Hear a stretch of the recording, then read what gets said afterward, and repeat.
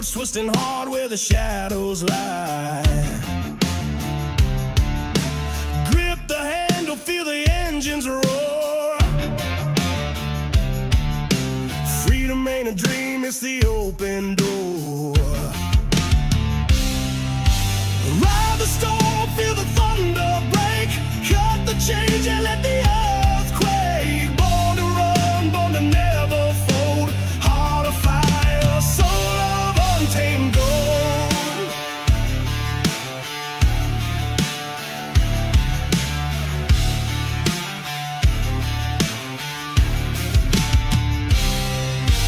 Night's a beast, it devours the weak. Steel and fire, the language I speak. Dust in my lungs, wind in my face.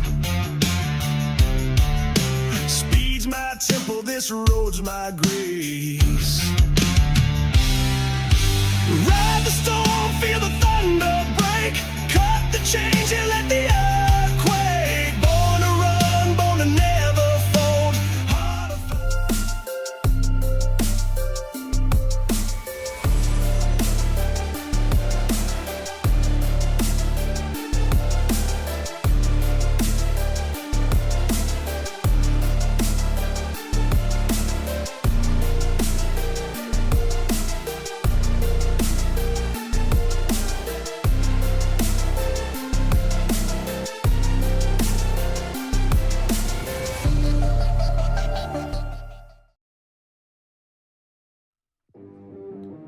Craftsmanship that lasts a lifetime is Florida Cabinet Distributors. With over 20 years in business and 39 years of woodmaking experience, they proudly serve Northeast Florida to Southeast Georgia, delivering custom woodwork that combines precision, beauty, and durability. Whether you're dreaming of a custom kitchen, bathroom vanity, fireplace and mantel, entertainment center, outdoor kitchen, or even a full library, we can build it at Florida Cabinet Distributors, exactly the way that you envision. Hey, no project is too big or too small. If it's made of wood, Florida Cabinet Distributors can make it.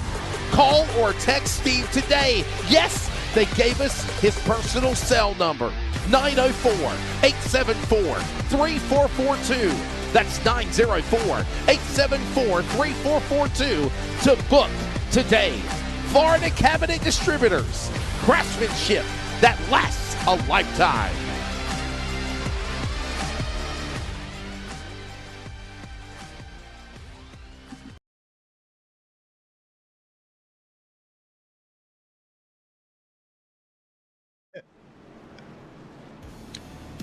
Good evening, ladies and gentlemen, and welcome to a triangle.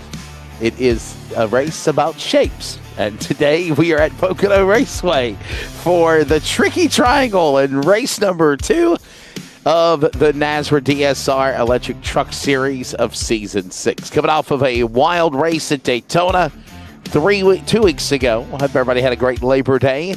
We are now ready for race number 2. It's the Florida Cabinet Distributors 250. We're going to go 100 laps later on tonight here at Pocono. I'm Wesley Outland.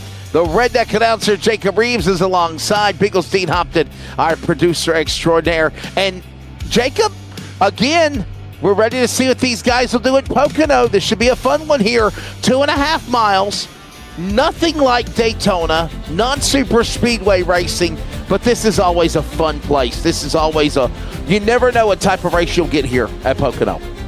Nah, Wesley, I mean, honestly, you never know what is going to happen at Pocono.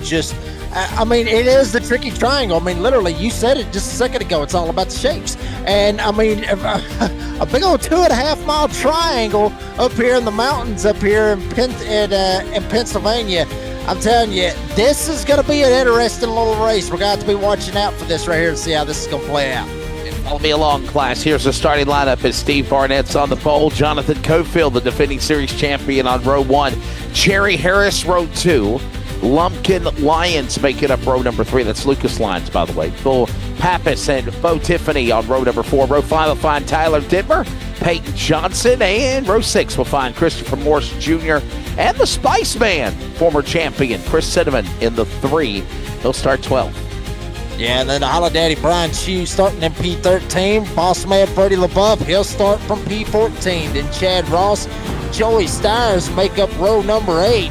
With Roger Diebold and Luke Smith back there 17th and 18th. The Bulldog, Adam Newton, coming into the 9, literally starting in the exact same number that his truck is, 19, and you can't make this up. Cole Larson, the 20 truck, starting 20th. You can't make this up. And obviously there you see the Daytona winner, Colton Hogan, rolling off from P21 with Justin White, Kerry Tribute, and Stephen Thomas, the top 24. It looks like they're going to come at least to 1 to go. We'll continue on with the lineup. Cody Knott, of course, Robert Richards. Then it's going to be Tyler Goodwin, Dan Hagan. Row 14, top 30. Row 15, James Kaufman, Timothy Hammond. Then it's going to be Chris Blanchard, Joshua Suss, J.D. Larson, Jeffrey Johnson, Ryan Dillavo, and Taylor Peacock will start in the 36th position. You got the rest of them there. We're not done yet. It's going to be, of course, Shane Scott, Raul Meza, Buzzy Mongold, Mark Morton from Cartersville, just outside of your back door there, Jacob. Then it's going to be Shane Trotter from Asheboro, Aaron Van Rattle, and Huck Wigington. 43 trucks ready to come to green here in just a moment. Wow. Oh, Lord, have mercy. Wesley, I'm going to tell you right now, you see 43 trucks out here at Pocono. Somebody has flipped around and maybe got the purse up a little bit tonight, because holy hell, everybody jumping out here wanting to race here tonight for the second race. There you see your stages. Stage 1 going to stay green all the way to 20. Then stage 2 go to 45 all the way to 100 like you talked about a while ago. 5 sets of tires. 50% fuel capacity. That is going to be an interesting little number we're going to have to watch out for tonight, Wesley. Remember, numerous times we've come to Pocono, it's never really been about the tires. It's always been about the fuel mileage. Think back a couple of years ago, Matt Kenseth went on the fuel mileage race, but literally half the damn field was running out of gas. So this place is literally the definition of fuel mileage.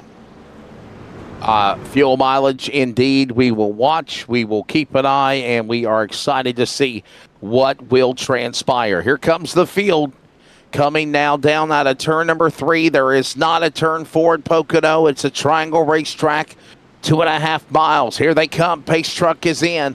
Hope you had a great Labor Day. We're back to it again in season 6, round 2, Pocono. Ladies and gentlemen, you have a virtual race, and it is go time. This place is wide on the front straightaway. They could go 6 wide if they're brave enough, even more. Right now, they'll stack it up 2 by 2, heading to you into turn 1, Jacob. Yeah, absolutely. And Steve Barnett, he has been gone for quite some time here in NASRA. Back in the saddle, baby. Going for it on the inside, but outside train. It's rocking and rolling with the defending champ and Jonathan Cofield. Andrew Harris trying to latch on. Matt Cherry, here they come through the tunnel turn. Gets real tight over here, Wes. Watching it now off of that first turn, the tunnel turn, now down that back straightaway. The back stretch now heads into that other short chute, if you will, heading into that third turn. They're there at that part of that racetrack now. Here they come, working off the 2.5 mile, 4.023 triangle. That is the tricky triangle at Pocono. Down to the line, 1 lap in, 99 to go. It is going to be Cofield, the defending series champion, racing to the turn, into 1 with the lead. Alabama, Roll Tide, or War Eagle in turn 1. Yeah, absolutely. You got Cofield down on the inside trying to flex a little bit of muscle from winning the championship last season, but Andrew Harris got snubbed last season. He would love to jump up here and take the lead of this race here tonight at Pocono. Steve Barnett get kicked back to third. Now we're starting to see everybody somewhat single file, at least till you get to about the second half back there around the Tyler Dittmer, Brian Chew, Luke Smith, Kermit the Frog area. That is where all kinds of damn chaos is going on in turn 3. Definitely is wild indeed as we watch these guys working off the corner here as that's Barnett and Lyons in a little blinking there for a minute as Barnett powers back, battles back the hillbilly on the outside. a man that used to be in the broadcast booth with us in the past. Now, Lucas Lyons on the bottom. He looks on the inside for third in the 1. 41-42 going at it for third. They slip and slide behind them way back in the back, but we're still rocking and rolling. Lucas Lyons down to the inside. Steve Barnett, I should say, sitting in the P3. He's up top. Lyons down on the bottom side. Cherry not too far back. Barnett gets tapped in the tailgate. Lyons literally shot him straight into the tunnel turn. Barnett able to hang on to it. Lyons had to get out of the gas. Here comes Matt Cherry. And Matt Cherry now working back in 4th or 5th. Here we come single file. It is Cofield and Harris working down to the inside all the way to the bottom of the racetrack. He'll work his way now back up again as they're having some issues with blinking right now. A little internet issue as Cofield still holds on to the point. Look at Harris now. These guys, we got one going around. Hold on, it's Barnett. The hillbilly gets it loose. I think they maybe threw the caution prematurely, but the pack was thundering at him. Barnett spins around in turn 1. Caution out. First serve pro yellow of the race on lap number 3 here, Jacob. Yeah, and I mean, not a welcoming that Steve Barnett wanted. I mean, he's been out for quite some time. Great to have him back here with NASRA here in the DSR Electric Truck Series. Just kind of see what happens right here. Lucas Lyons dives it into turn 1. Was there contact? Damn, Wes, it looks like there was contact. Might have been some net code. Maybe we get another angle right on board with Lucas Lyons, but may get an idea and see maybe what happened right here with Barnett. So we'll look at it up top. Lyons shoots it down the bottom side, gets on the seam. Hell, he never touched him. Never touched him. You could have fit about 20 Twinkies between both of those trucks right there, and you still would have been able to make it work. Barnett goes around. Great save and great awareness by everybody else behind him, not running him over. I like Twinkies. Twinkies are good. I do too. Yes, Twinkies. Under caution, speaking of Twinkies, I'm going to run to the cabinet in the kitchen and grab me some snacks. We're going to take a break. You grab some snacks too. We're just getting started. Pocono, back in a moment.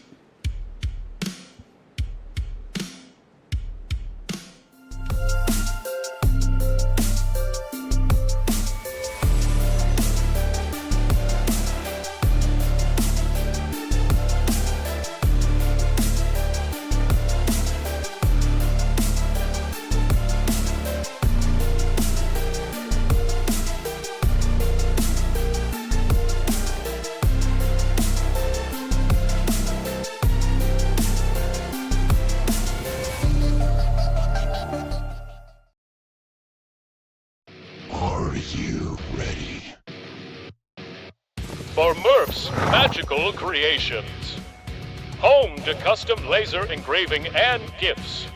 This veteran-owned and operated company engraves for all occasions. If you want one of Murf's Magical Creations, call the number on your screen or commission through either Instagram or via email. Murf's Magical Creations, made with love for you.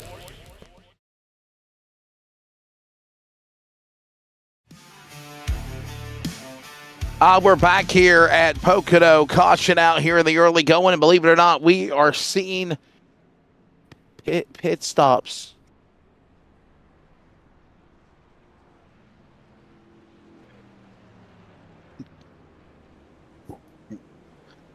Jacob, look at all these pit stops happening. Holy cow, what were they just doing? Fuel only? I think that's all they were doing was fuel only.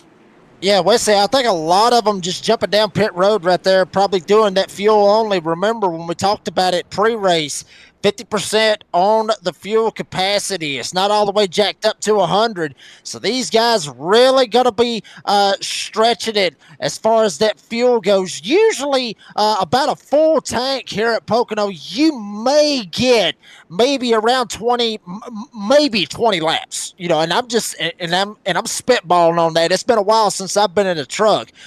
So you're looking at around in that range of about 20, maybe 25 laps. Hell, could go 30 if you can save it enough and clutch it through the tunnel turns and through these long sweeping turns. But then you cut that sucker in half. You're going from 30 all the way down to 15 laps.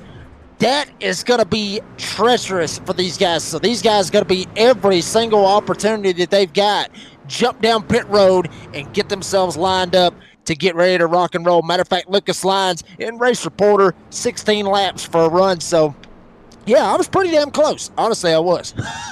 Oh, yeah. So caution out, and obviously an early yellow flag, an early caution for this one as well. So I think we saw a lot of guys just come down to the pit lane and take on tires and fuel under the yellow flag here. Hey, by the way, this is race number 2 of the season. Remember, we ran Daytona 2 weeks ago, and what a wild one that was, man. And there it is. The winner was Colton Hogan. It was a crazy finish.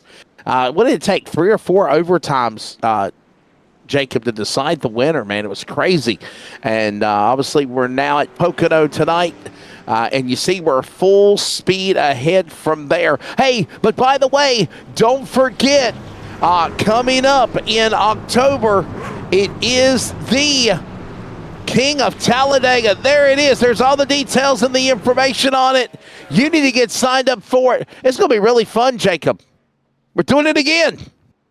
Yeah, buddy. I mean, I cannot wait to get ready for that King of Talladega. Son, let go of your mama's hair, for gosh sakes. Good Lord. We got the kid in here wanting to watch Daddy do a little bit of work, and he's got a hold of mama's hair real good. Had a good chunk of it, matter of fact. But anyway, back to it. Yeah, baby, the King of Talladega.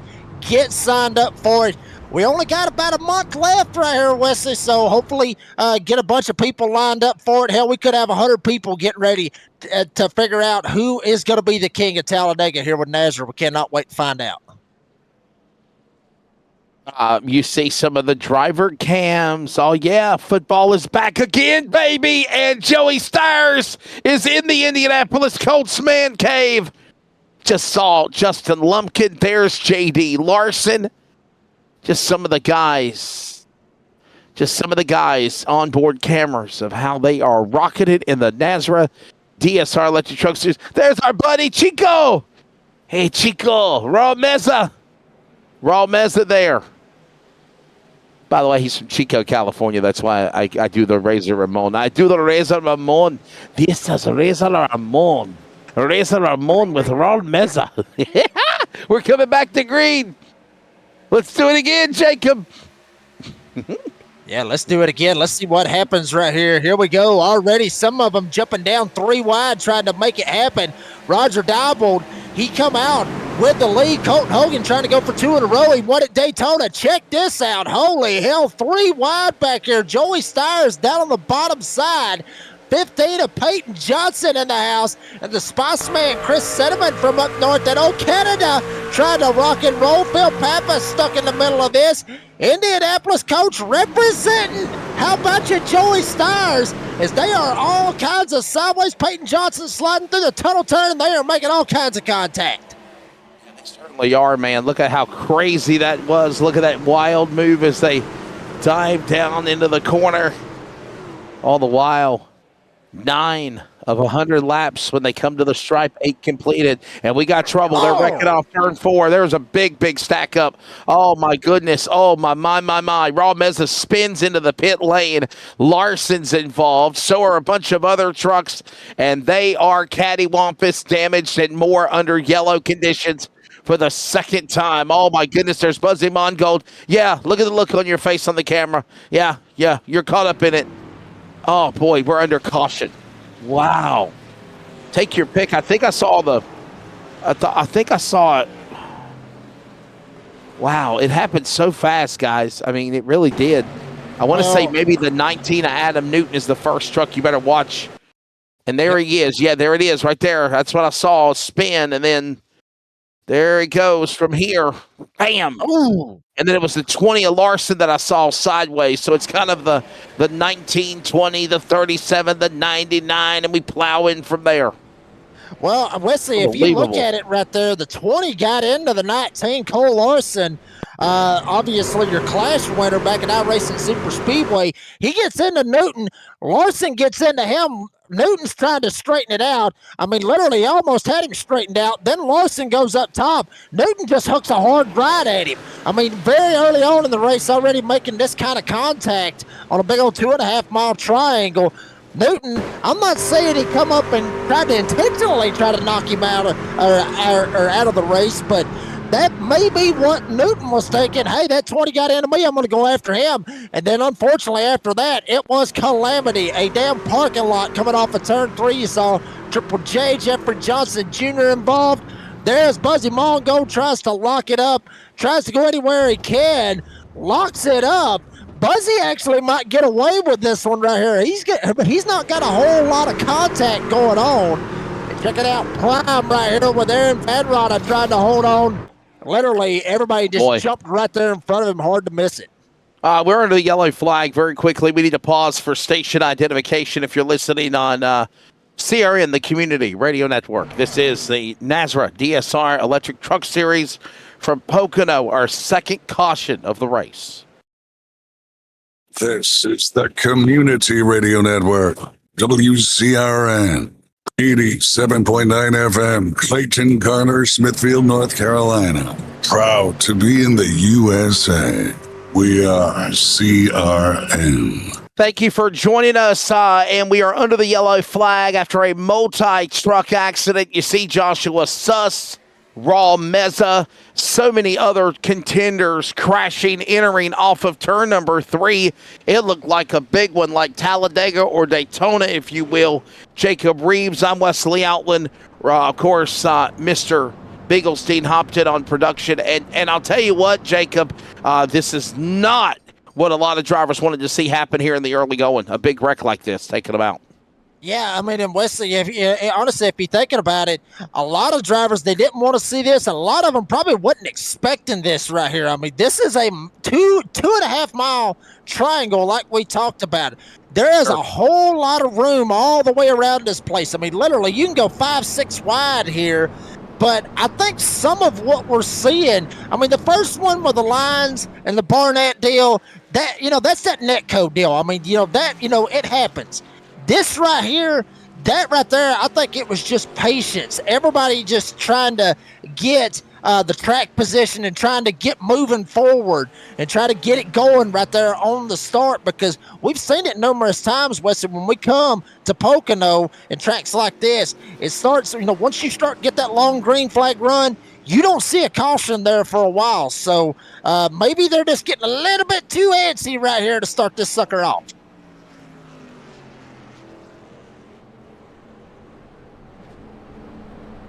Caution is out, everybody. We've got to step away real quickly. We'll come back for the restart. Give us a moment. Then we got more from Pocono coming up.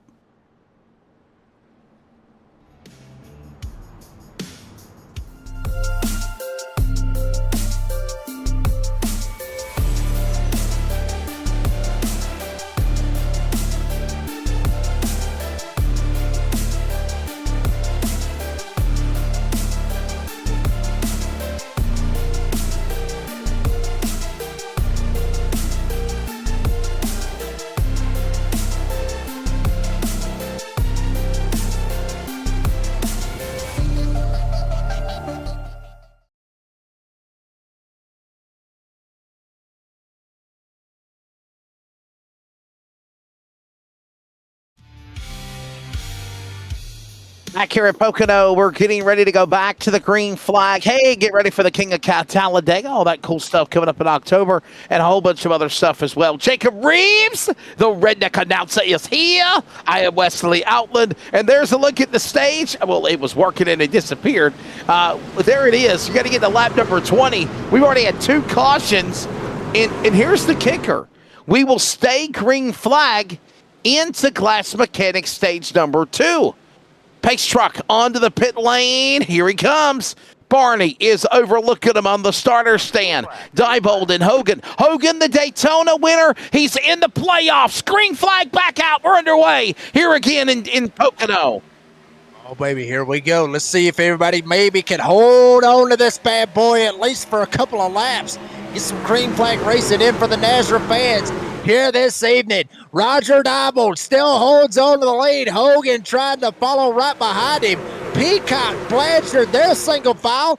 First battle right behind him. It's Bo Tiffany, Matt Cherry. Now Cherry gets clear. He'll jump down to the inside of Blanchard. Tiffany still side by side with Joey Stiers with the Indianapolis Colts trying to rock through the tunnel turn. The Chevrolet Performance, the colder one. The Chevrolet Performance went down into the corner as Diebold continues to hit his marks and leads the way as they work in again off of turn number 3. What turn 4 as they come off for 3 down the front straightaway. There's our buddy Bo Tiffany. Bo Tiffany there in the number 8 position. Well, he started 8th. He's in 7th right now. Everybody just kind of being patient with one another as there goes on the top shelf. Phil Pappas, the 88 machine. He'll now make a move. We're side by side. That's for that spot going into 1. Yeah, real side by side trying to make it happen. Bo Tiffany right here trying to make it happen. Pappas there as well. Spiceman Chris Cinnamon and Steve Barnett, who started on the pole here tonight. And we got another caution. Yellow light splashing all the way around Pocono Raceway. And we got a spinner coming off of turn 1. Yellow flag, Huck Wigington. That's why I love Nestle Crunch. And well, it looks like the Nestle Crunch colors on the Huck Wigington truck. Caution is out as the Comics truck goes around Starbase 1552 Comics. And look at this one. Nowhere to go for Huck Wigington as we watch a replay presented by Pulse Poppers. That's Jeffrey Johnson behind him, and he tags him in the left rear, and it sends Johnson also loose. But look at this, nowhere to go for Huck Wigington. Tries to keep it off the safer barrier, just couldn't do it there, Jacob. Yeah, I mean, it looked like Triple J might have sent it in there a little bit too deep, thinking maybe that Huck was going to send it in a little bit deeper. Just didn't end up happening. And then Double Zero slides up. Nestle Crunch, yeah, it's going to be crunched right up against the turn 1 wall. Triple J may end up getting the EOL for that. Once again, bang, bang, bang. Literally slammed right into him. And then another one slid right through there as well. That was Adam Newton. The Bulldog, not going from bad to worse for the 19, slides right in there and gets into Triple J. And another Ports Poppers instant replay, another serve pro caution, Wes. Hey, Dean, can we go back to that camera angle over there in turn 1? Can you show the camera angles over there? Yeah, where the guy, no, not turn 1. I guess it would be turn 2. Where the guy crashed at. Where the guy crashed at, I think it is. Yeah. Yeah, you could do that. Can you pause it then and zoom in? I was just going to give everybody a little history lesson. Jacob's like, where the hell is Wesley going with this? So listen, so we'll show you where the accident happened. And, yeah, hang on. It was right where the accident happened. I think it might have been turn 2 to turn 3, maybe. Is it the tunnel turn? What are these guys doing? Yeah, up ahead. There it is, up ahead. That's it. Yeah. Okay. We do. So, are you still showing it? What is this? Is this in real time? Okay, yeah, here you go. Now pause it. Keep going. I'll tell you when to stop. Keep going. Bam! Right there. So go back. I'm trying to teach y'all something. Go back. Right there. Stop. Oh, you went ahead. Just stop. Keep going. I'll tell you when to stop.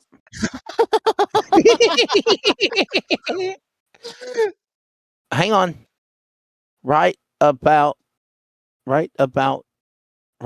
now.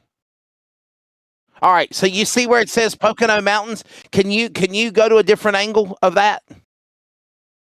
Okay, well, anyhow, people, what I was going to tell you is a quick story. That Pocono Mountains billboard is real. We know how we talk about, Jacob, where they mimic the real blueprint of the racetracks and what it looks like and everything else. So that Pocono Mountains billboard is actually the same stand, Jacob, that I stood on calling an ARCA race at Pocono Raceway probably about 4 or 5 years ago. And if we see another camera angle at it, I'll show you, but there's actually a stand behind it. And that's really cool over there. So, yeah, I just saw that and had like a little memory, Jacob. So there you go. The more you know. I'm telling you, baby, we're getting it all here tonight with the NASRA 360 Racing Network. Literally, I mean, we get the history lesson. We got shapes earlier on. What's next? we're going to end up having math probably, which is why a lot of drivers was jumping down pit road with that fuel mileage in play, and then we're going all the way for lap 20 to try to get to the stage. So literally, I mean, everybody is literally back in school here tonight. School is in session with Professor Wesley Outland here tonight. Justin Gordon asked me how the Taco Bell was. I mean, I had it and I ate it, and we ate more. I get that 12 pack, the 12 hard, 12 soft tacos is what I get. So I get 24 tacos. I gotta ask. Yeah. I gotta ask though. Yeah. And I don't want to get in too much detail, but They around here, they last me for a long time. They last for a couple of days, right? I mean, Well, but around here, we don't call it Taco Bell. Around here, we call it Taco Hell. Why do you call it Taco Hell? Just put it to you like this: you enjoy it when you're eating it, but it don't end well. It don't end well. It never ends well. That's why they call it Taco Hell. See, that's what happens to me when I eat McDonald's. I mean, I don't want to be graphic or anything, but man, I blow it up after I eat McDonald's. I have to. I'm serious. I don't know. It's just a Whopper don't taste the same anymore, Jacob. I'm sorry. Not a Whopper. I'm sorry. A Big Mac, I meant to say. I love a Whopper, man. Ain't nothing like a flame broiled burger. But a Big Mac? Oh my God. Well, hold on. But now, if you're really gonna get crazy with that, Royale with cheese. Go to Crystal because I'm telling you, crystals. I love crystals. Crystals, yeah, but the problem is that they're called gut busters for a reason. And, for sure. And, there you go. Stop. You got to stop. I mean, hell, I was in Wilson a couple of weeks ago on Labor Day and got some crystals for lunch, and within about an hour of driving down the road, I had to go take care of the gut buster. So I'm getting hungry here. I'm getting hungry. They got it's lights up. I'm getting hungry, baby. Come on. Let's go back. Let's go back to green before Brady and Cody fire us. We're back underway here in Pocono. Oh, he's off tonight. I guess that's why we're free to do what we want. No. He's watching. He's probably, he's around here somewhere. He's racing. Yeah. Brady LaBeouf is racing. What am I saying? My apologies. He is. Well, he's watching. Believe me, we're always watching. Remember that movie, Angels in the Outfield? Always watching. Don't share us at Purple Rain. No, I mean there's a Purple Rain like tacos Purple Rain. We got trouble. Look out. Oh my goodness. Oh, it's Matt Cherry. It's Barnett. It is a whole host of trucks. Justin Lumpkin. Brady LaBeouf. My goodness, we were just talking about you. Oh, Dan Hagan and others crashed. Oh my goodness, this is like a demo derby here at Pocono. Oh. We got debris flying all over the place. There's a souvenir for a lucky virtual fan. I think all this really happened up there around the Matt Cherry area up there. Him and Joey Stires, those guys kind of getting into it. Listen, that tunnel turn, like I talked about earlier, it's not like turn 3. It's not like turn 1. Turn 3, turn 1, that kind of gets a little bit wide around there. You can kind of move around and not get in a bad spot. But right there, you saw it. Looked like Matt Cherry and Joey Stires kind of made contact. You see them right there. Hell, they make more contact.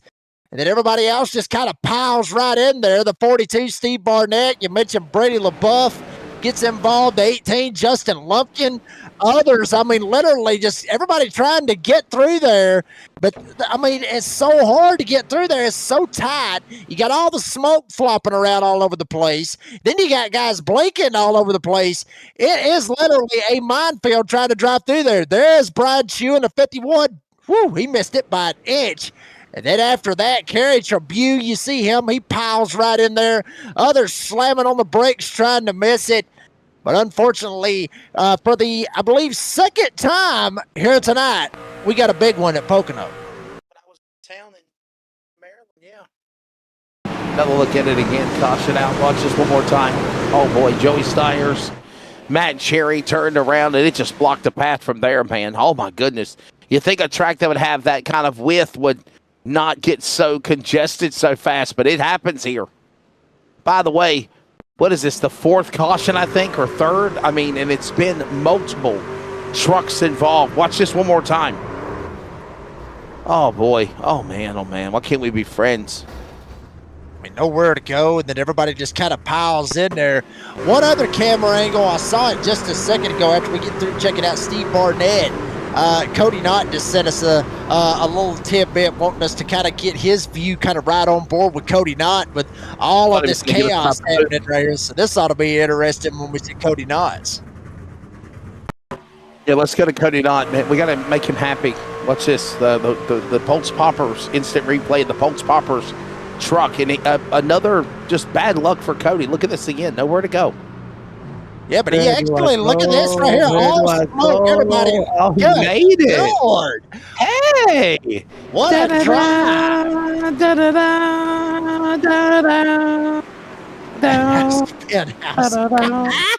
I was humming some Days of Thunder music. Brady LaBeouf, you're on board with the ball. Season 2 champion. Watch this. Oh, no. He got caught up in it. Look at this. Oh, man. Oh, boy. Oh, boy. Oh, man. Oh, man. Yeah. Well, another caution.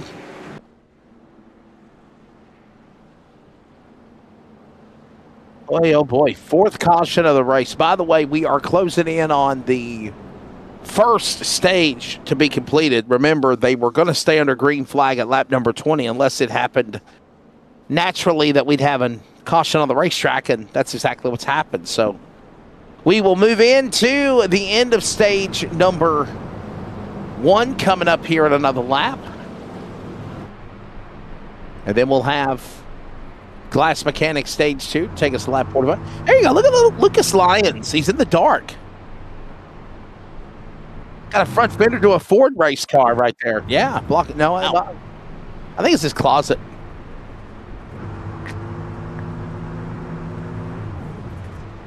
Yes, it is. Yes. Yeah, It's a Ford fender of a race car. Yeah. He's waving at us. Hey, man.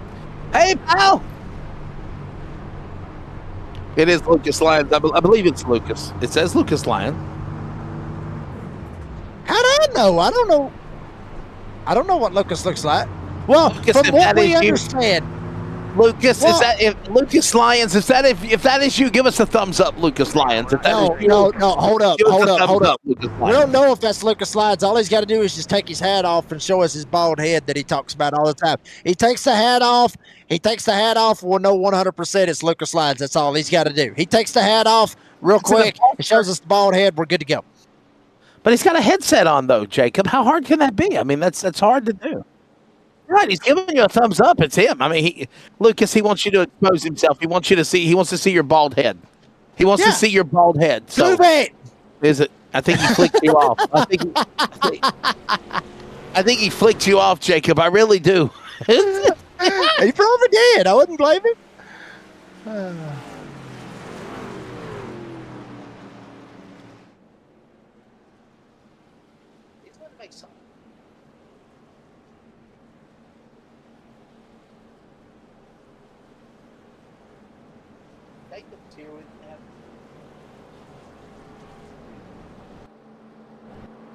I mean, he was. I think he was giving you the #1 fan sign there, Jacob. So I mean, I think it is Lucas Lyons, and we saw Joshua Suss, the copper, right there as well. So we'll get ready to try this again. There's Buzzy Buzz to infinity and beyond.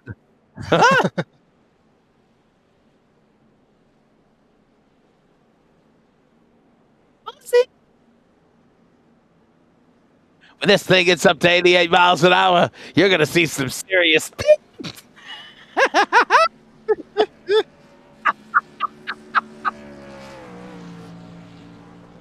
Oh. That was promoting Goodyear, by the way. Hey, there's our buddy Joey. He's in the man cave. Come on, buddy, give us some love. Say hello. How about them Colts? How about them Cowboys? Did Indianapolis win yesterday? I don't even know if they did or not. Did they win yesterday? I don't. Hey, he I don't- said hi. they He didn't. said hi. Yeah, there you go. I think they lost. I think that's why. Yeah, they lost. Yeah, they lost. It's a sad day in NFL country for the.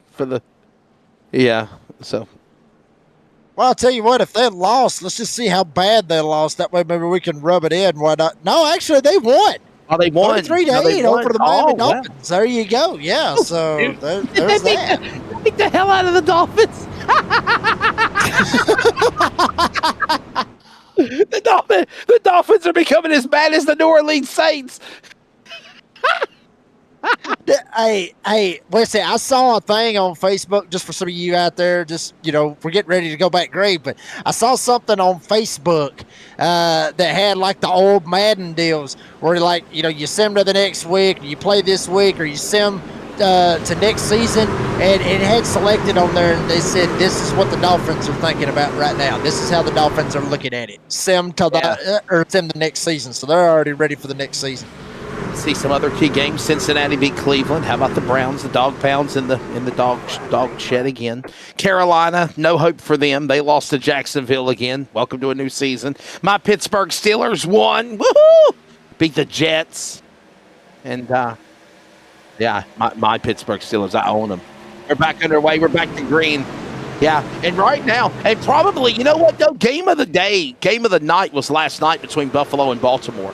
I watched that on NFL Network earlier this afternoon. I was like, oh, my God, that was awesome. We got a truck darting out of line, and he turns into the pack. Look out, the 15 and the 12.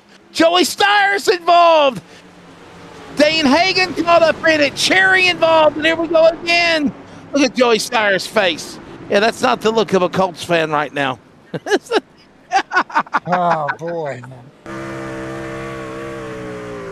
Round, baby, ride round when you go down, when you go there. Let's just Joey. Look at him shaking his head. He's like, "Oh man, I can't believe this. This can't happen to me." By the way, 5th caution of the night. Pulse Popper instant replay. Watch this again. Oh boy, it's the 15. The 15 turned and lost control there, Jacob, and then he turned back into the pack. Peyton Johnson. Oh my goodness. He turned back into the pack, and nobody had nowhere to go there for the 15. Yeah, I mean, he had absolutely nowhere to go. Gets a little bit sideways, might have got tagged, comes straight up, bam, everybody's sliding right in there. Big time contact all the way around. And unfortunately, once again, we have another third pro caution. We may end up setting a record here tonight at Pocono. You see it right there. Snap loose. Gets into the 11. That's Ryan Delaveau. Delaveau. Gets into him. Then Peyton slides right up, straight into the path of the number 12. Slides right up into him, Buzzy Mongold. And then after that, it's pretty much on from there. You see Joey Steyer's trying to miss it. It's Dane Hagen. Others trying to lock it down. Hunt Wigginton doing the snake right through it all. Wow. Nowhere to go, man, for sure. By the way, remember, there's no fast repair in this series. So if you go on the clock, you go on the damaged vehicle policy, and you got to try to take time to fix your damages, and it can cost you. So, hey, listen, we've had more caution laps in the first quarter of this race. We're taking a break. More from Pocono, 23 of 100, and here comes more on Pit Road. We'll recap it when we return. Craftsmanship that lasts a lifetime is Florida Cabinet Distributors. With over 20 years in business and 39 years of woodmaking experience, they proudly serve Northeast Florida to Southeast Georgia, delivering custom woodwork that combines precision, beauty, and durability.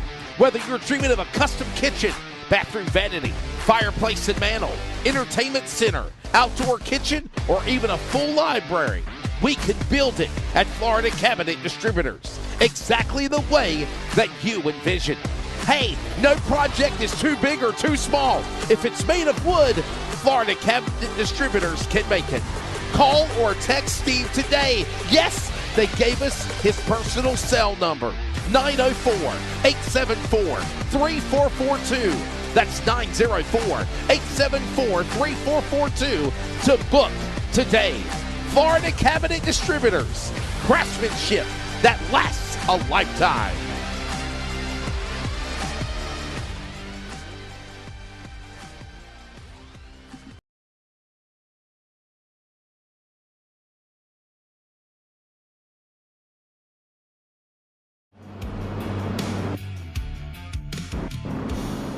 We're back here at Pocono, and we are about to be 1/4 of the way through 20 of 100 laps. Hey, by the way, real quickly, let's take a look at the schedule for the NASRA DSR Electric Truck Series after tonight at Pocono. Back at full swing again every Monday night.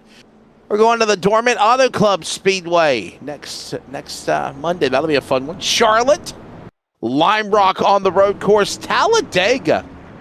How about that, Jacob? Another super speedway in the first 5 weeks of the year. Daytona and then quickly Talladega coming up. So there's a look at the upcoming schedule of races. Yeah, that'll be pretty cool right there, obviously. I mean, I'm a big fan of Talladega Lime Rock. Anybody that watched last season with the Concerns of Police Survivors Truck Series, Lime Rock was actually in the playoffs last season for season 10. So good to see that it's flip-flopped over here to the DSR Electric Truck Series and not in the playoffs, right in behind Charlotte. Then you got New Hampshire, Homestead, Rockingham, Martinsville. Kind of an old school throw right here. I mean, I thought Auto Club honestly was this week. Hey, we was all ready for Labor Day. We was ready to rock and roll, and I thought it was Auto Club, but apparently we missed that one, and it was Pocono. But a nice little stretch right here for these 8 races after tonight. Yeah, we are in stage number 2. We are in Glass Mechanics stage number 2. We had a caution. We had a caution at the end of stage number 1 that was a natural caution. And obviously, I want to say Chris Cinnamon was up in front. At the end of the first stage. I'll check this real quickly again. No, it was Roger Diebold, actually. Roger Diebold was the man that was up in front. So, yeah.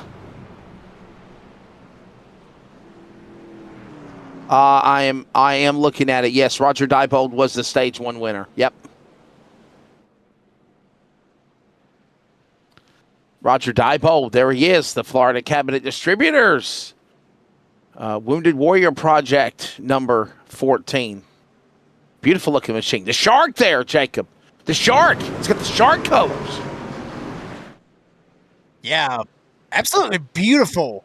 Beautiful looking paint schemes. I mean, literally, I love watching the paint schemes here at NASRA. They always come out with some of the craziest paint schemes that we see. Coming back to green. Remember, by the way, this is Glass Mechanic stage number 2 here at Pocono. Round 2 of the season, and it is going to be the Holiday under pressure. Chew up on the high side. Here comes Cinnamon the Spice Man on the bottom, heading to 1. Yeah, absolutely. Here we go. Chew down on the top side, trying to make it stick. Cinnamon down the bottom. No help to, obviously, the Spice Man. Harris lined right up with Chew. Cinnamon, he's trying to find a hole. Jumps right up in front of Kermit the Frog. Front 4, now 5, single file. Tyler Goodwin shoots right by Cody Knight. And here comes some others trying to work their way up here, trying to get up into the top 5. Look at this now, coming off of that third turn. Here they come, thundering down the front straightaway. Brian Chu leading the way as we got them all scattering again, working off the corner. Here they come back to the line. Brian Chu holds on to that spot. He's got Chu. He's got Harris now around Cinnamon. That's first, second, and third. Heading back into turn 1 with also now Smith and Goodwin watching. Yeah, Smith and Goodwin. And how about Tyler Goodwin? Had a good little run last week at Daytona. Trying to see if he can make something happen any way, shape, fashion, or form here tonight. Tyler Goodwin trying to hold it down. The Bulldog, Adam Newton, lined up right behind him, literally in the crosshairs. Remember Adam Newton got spun around earlier on with that contact from Cole Larson. He has worked his way up here into the top 10. Brian Chu now showing the opportunity to lead the way. Here he comes now off of that third turn. Adam Newton, how about this, man? Everybody, I want to tell you, keep the Bulldog, Adam Newton, in your thoughts and prayers. He's been having some family issues, and even his own health in general has definitely been questionable. So, man, we're praying for our buddy Adam Newton right now outside the top 5. He's in 6th. as right now we work single file again down the back stretch with still Brian Chu leading. Holidaddy's still holding it down, still looking pretty good, but just by a slim margin over Andrew Harris. Whoa, J.D. Larson trying to stick it in there. But Joshua Sauce up on the top side. Shane Trotter trying to follow as well as Taylor Peacock. J.D. Larson in a bad way down on the bottom side with absolutely no help to him. Lucas Lyons trying to match it up as well with Colton Hogan, Stephen Thomas, and others. Dirt tracking it off of turn number 3. Keeping an eye watching these guys zig and zag, bonsai left and right now in the rear or in the middle of the pack. All this action going on now as we work head towards lap number 30, 70 to go, 20 to halfway, and we need a good green flag run as there are defending series champion Jonathan Cofield hanging in the back right now in 21st on the back straightaway. Battle for the lead. Baby, here we go. Battle for the lead is on Andrew Harris. Literally shot right by Brian Chu. Takes over the lead. Chris Sentiment back to third. Luke Smith up here in fourth as well as the Bulldog. He has got around Tyler Goodwin. Shot up into the top 5. But Andrew Harris, 87 to the point here tonight at Pocono. Look at now Luke Smith trying to make a move on the man we call the Spice Man. Help support and race against the Spice Man, the man out of Canada. So we continue to work our way to 30 of 100 laps right now down the back straightaway. It is Harris still in the lead. Everybody, we're having some technical issues, but please hang with us. We're still trying to stay with it. Because right now, Harris holding on to the spot. He's in the lead. Look at this again now. Brian Chu, Cinnamon, battling, holding on to this position now as they go back into the quarter, heading to lap 30 of 100. We are in Glass Mechanic stage number 2. Remember, all this happens again off of that third turn right now, Jacob. And look at Cinnamon now dropping onto pit lane. Green flag pit stops at that for the 3. Yeah, I mean, and you know, I think this is all according to plan with Chris Sediment maybe jumping down, trying to get enough of gas to make it all the way to the end of stage 2 presented by the Glass Mechanics. So Chris Sediment, the only bad part about it is I see nobody else going down with him. Sediment's the only one that jumped down pit road right there. He is going to be at the long end of this line. But I believe that Chris Sediment probably just jumping down pit road, just probably getting some gas. Now, actually, he's taking tires and everything else, but we'll see how that all works out for him. As the Bulldog, Adam Newton, he jumps up another spot. Check him out right there. 19, got him some, I guess you could say, interesting colors. And then, of course, right there, there's Bad Bunny right there on the front of Tyler Goodwin. Don't change, baby. Don't change anything. Here we go. He's going to change it up. Front 3 guys jumping down pit road, obviously down for green flag pit stops. Green flag pit stops going on. This is absolutely insane, especially with all of the number of cautions that we had, in the first 30 laps of this race, and now we're seeing green flag pit stops. Very interesting as all this is taking place. We continue on with the race. So far, everybody's just kind of up here. Andrew Harris still with the lead. When will Andrew Harris decide to jump it down pit road? You see right there in front of him, Dade Hagan. He's fixing to go 1 lap down, so he will be the lucky dog. Should everything cycle back out the way that it is, the Bulldog shoots around him. Harris, he will stay out. Newton stays out. Carriage Abuse stays out. Peacock stays out. Stephen Thomas, everybody in the top 5 staying out. We got a couple others, stragglers jumping down pit road. But so far, for the most part, Andrew Harris still holding it down for the lead. Battle is on for second, though. Carrie Tribute trying to make it stick in turn 1 and trying to use the draft to his advantage on the Bulldog. Watch Kerry Tribune now. By the way, if you look at the track map, man, you can see that there are trucks now littered all the way around the racetrack here at Pocono. There's a little gap of emptiness from the start-finish line heading back into turn number 1. But right now, we're watching all this going on as They are heading back into turn 3. There's your leaders, if you will, of Harris and Tribune working off the corner, coming back down to the line. 13 to go in Glass Mechanics Stage 2, and it is now Harris having the opportunity to lead here in the 87 machine as we got trucks getting loose. Ansi very sideways coming off of that third turn. They hold it back together, Jacob, and they're heading back into 1. Yeah, and Roger Diebold back there in that mix as well. Remember, Roger Diebold was up at one point leading this bad boy, riding on board with J.D. Larson. He's stuck straight in the middle of all of that, as well as right in front of him, the winner last week at Daytona, Colton Hogan, trying to make it 2 in a row here tonight at Pocono. Shane Trotter right in front of him, Lucas Lyons, Justin White, Christopher Morris Jr., a couple of names that we haven't talked a whole lot about. And speaking of which, some of these guys that started at the back, like Shane Trotter, started 41st. He is up to 9th. Then you got the likes of Taylor Peacock. He started 36th. He's all the way up to 4th.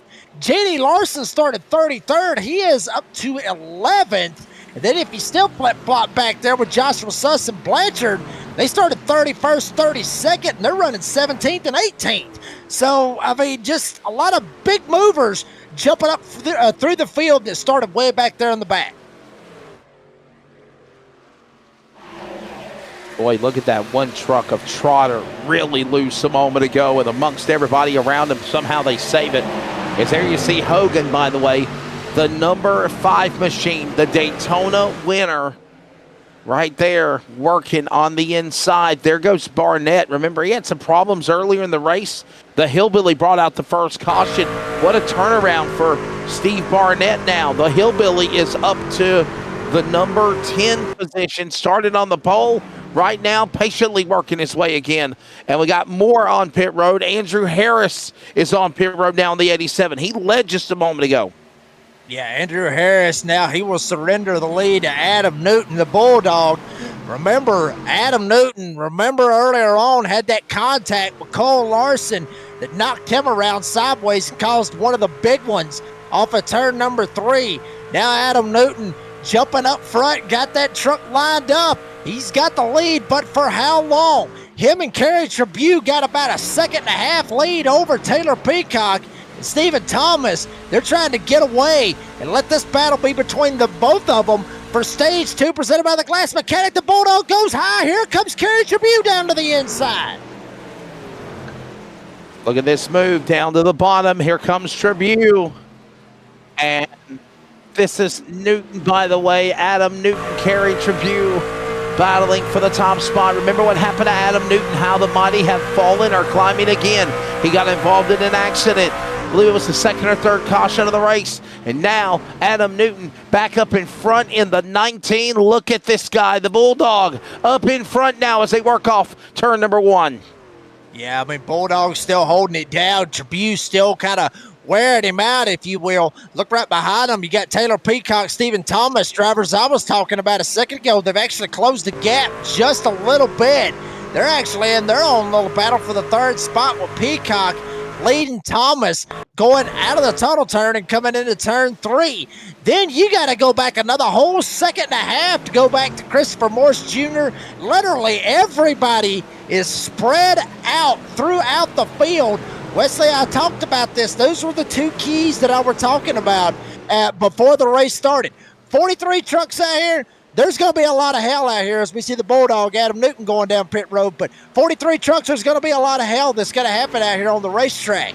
But if it gets into a green flag run, they will get spread out. And I think that's why we saw a lot of action popping off on those restarts. Yeah, for sure. Look at them now hit down the, if you will, back stretch here at Pocono, heading into that 2nd turn.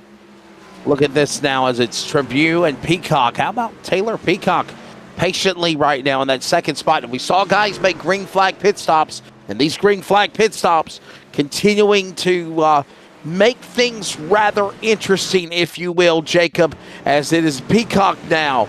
Leading is Kerry Tribune. Well, Kerry Tribune now pits. Peacock will now be the new leader working off of turn 3. And, we saw just a second ago pretty much when everybody pitted last. I mean, Peacock, he pitted on lap 23.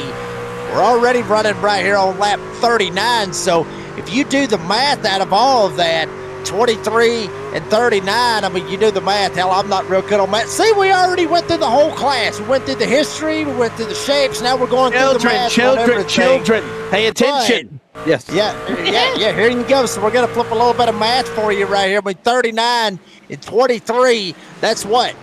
16 laps. So when will Peacock jump down? If he's been saving enough, I say he's probably going to go down pit road this time by. And correct me if I'm wrong out there in the live chat. I believe that's around 16 laps.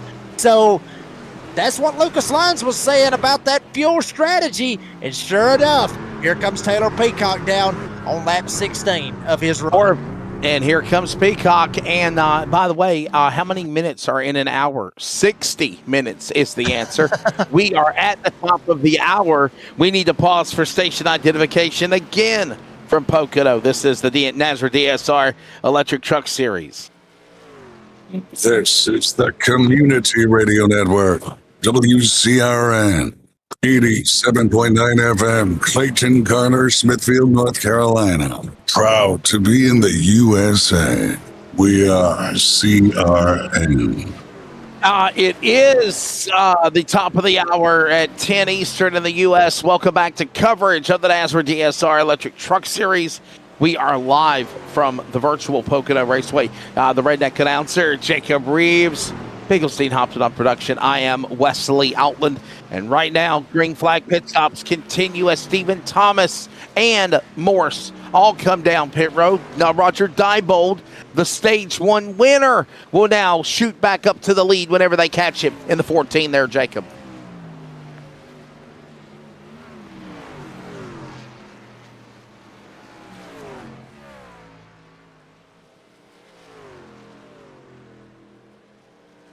Yeah, absolutely, Wesley. I'm sorry, I had it on mute for some reason or another. Yeah, absolutely running the moonshot. But yeah, Justin White right now currently sitting up here at the front. See what happens. 5 to go, stage 2. Will Roger Diebold be able to run him down as far as the times goes? He's got him by about 0.3 of a second, but he's going to have to ask some more time. But will Justin White have enough fuel to make it all the way to the end? That will be the question.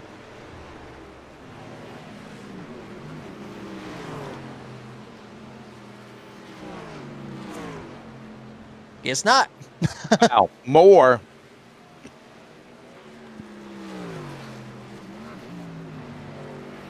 green flag pit stops going on. And guys, sorry about that. I lost my spot. More green flag pit stops continuing. Blanchard, Justin White. And I'll tell you something else that's making it interesting as well, Jacob. The long green flag run of the race and the green flag pit stops are making trucks go a lap down or more. Also happening right now, too. Yeah, I mean, that's really going to put him in a bad spot. Out of all of that, you see Lucas Lyons, he pitted on lap 24. You're looking at that. You try to get your math right. Go ahead, everybody. Get your math. Got to figure it out. He is coasted. He is saving as much as he can. So Lucas Lyons, obviously that was something that I was talking about, Wesley Outland. I mean, Pocono with the fuel strategy and everything else, you can do that. Diebold, now Lyons, he's going to go down. So everybody's kind of flipped on their lid right here. The only one that looks like he possibly can make it, which will be Kerry Tribune. He has already made that pit stop. You see right there at lap 36. So Kerry Tribune shoots around right here. He's going to take the lead of this race, and odds are he's going to be your stage 2 winner.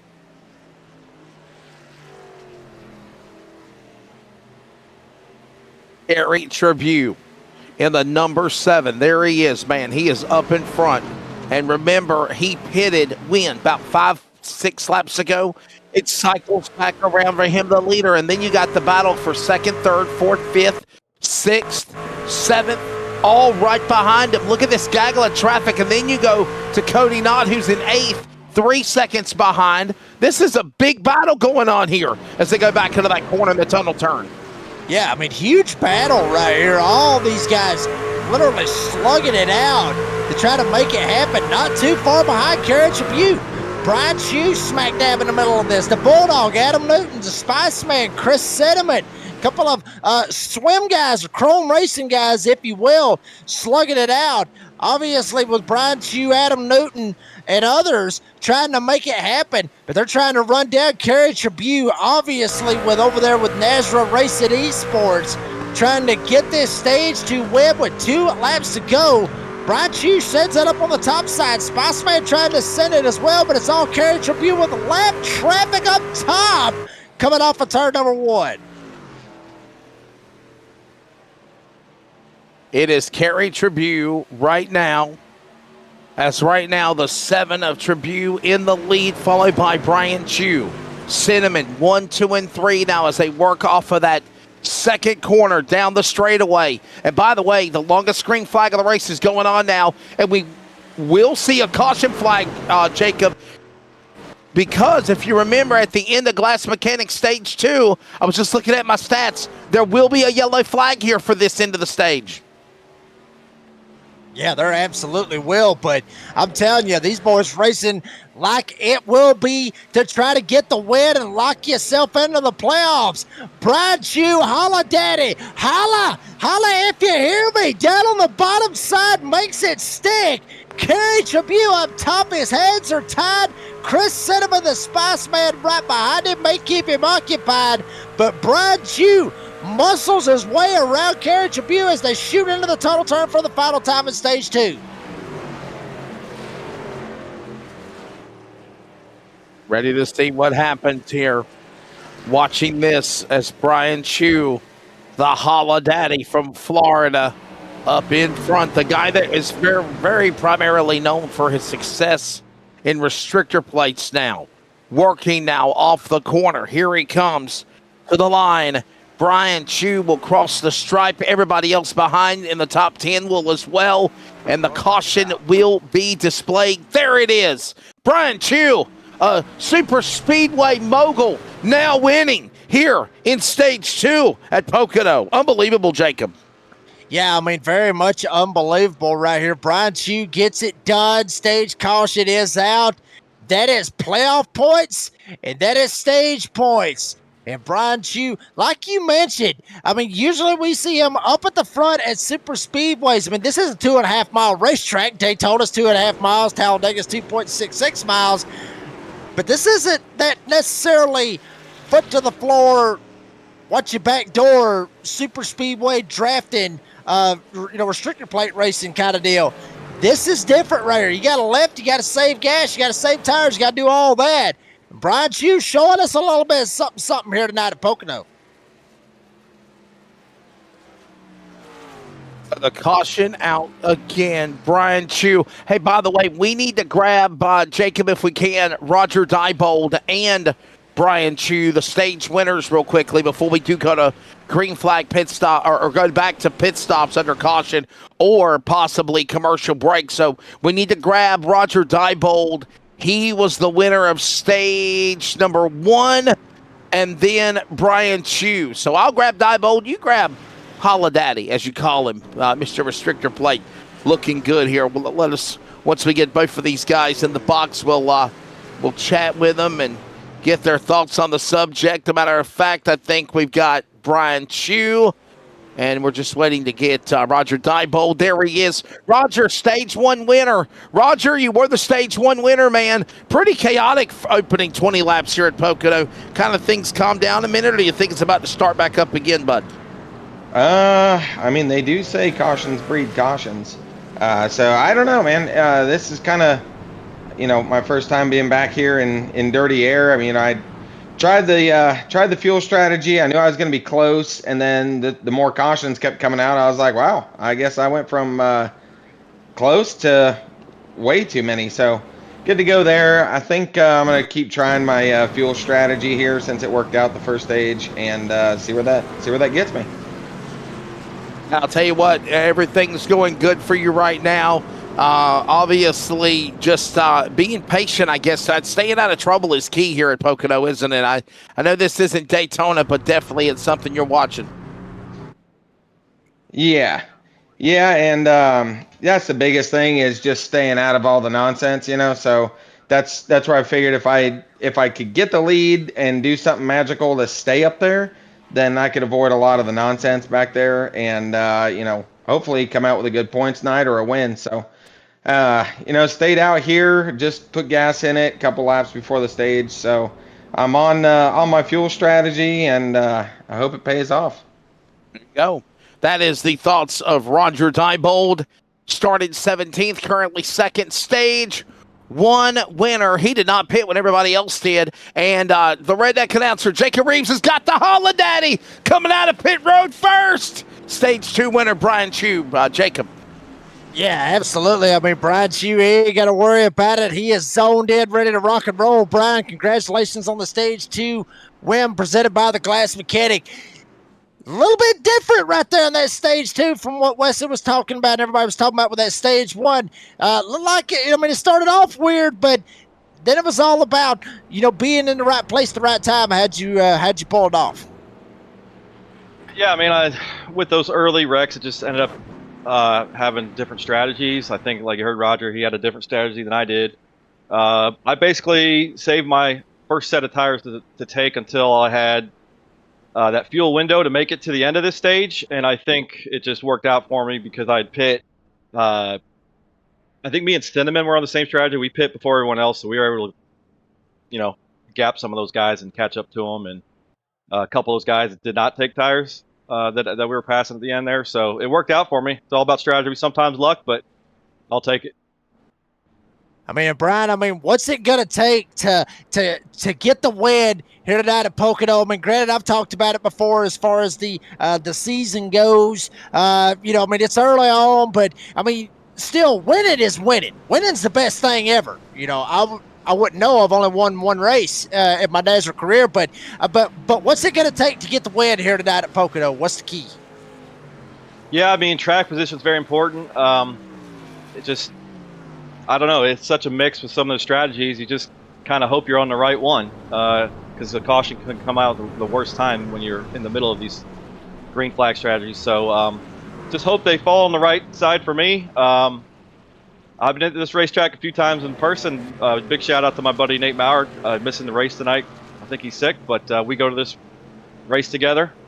So yeah, it's kind of cool to be out here leading a little bit, and we'll see if we can talk to you after the race. All righty, buddy. Well, congratulations on Stage 2. Appreciate your time and good luck. Yeah, boys, appreciate it. Now there's the thoughts of Roger Diebold and Mr. Brian Chew, Mr. Restrictor Plate, Holladaddy, as Jacob calls him. And that will wrap up stage number 2 and stage 1 winners as we grab a word with them. Now we go into the third and final stage, and it is go time, Jacob Reeves, for the shootout here. Yeah, it absolutely is. We need to send Roger back down. I believe he's at Dragon Racing Esports, if I'm not mistaken. I believe that's exactly where that he has got to go. So I'll send him back down there. And if he ain't, then they'll swap him around if it ain't. But buddy, this right here, we've turned. Shady Acres out there in the live chat always says this is when it gets good, and I got a feeling. We've already seen the big wrecks. I got a feeling I believe we've got another one lined up for you. It is go time. It is shootout time. It is ready to settle it here at Pocono. We're back underway. Green flag. Time to bring the action with under 50 remaining. Final stage of the race, and the push is on as we also come to the cross flags as well. Who is going to make it happen? Who is going to make it stick? Roger Diebold to the front, shoots right around the 52. Christopher Morse Jr., CMJ in a bad way, and somebody else is in a bad way. We got a Serve Pro caution. We got one spinning. It's Timmy Hammond, 69. Oh, no, not Timmy Hammond. Timothy Hammond. Timothy Hammond in the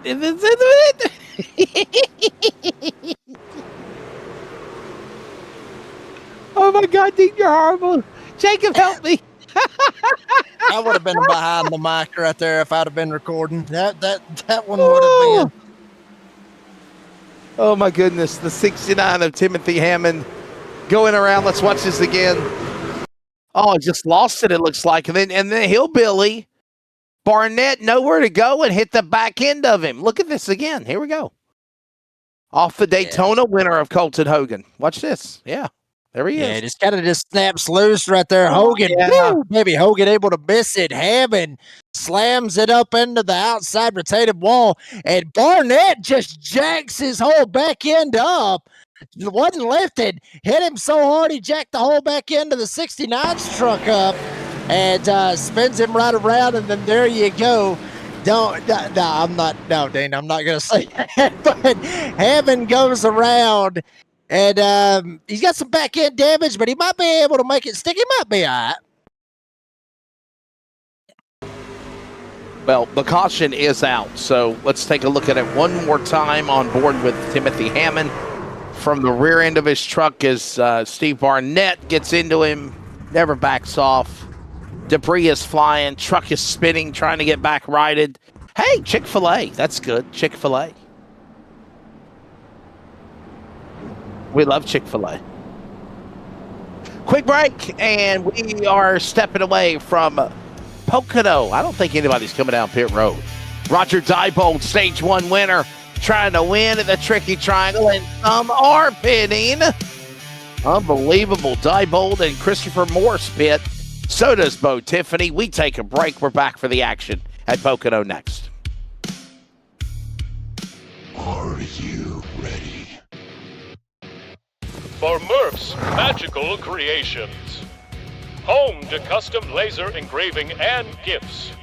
This veteran-owned and operated company engraves for all occasions.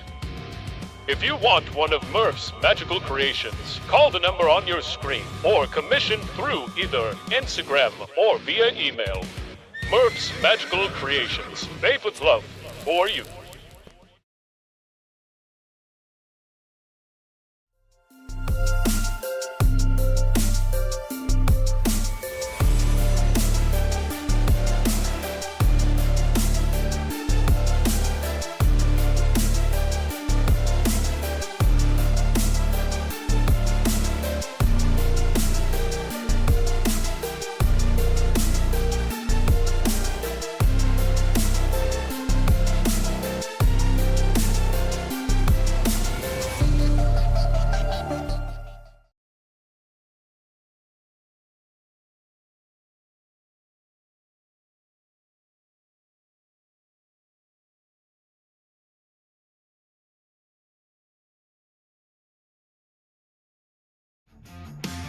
Don't leave.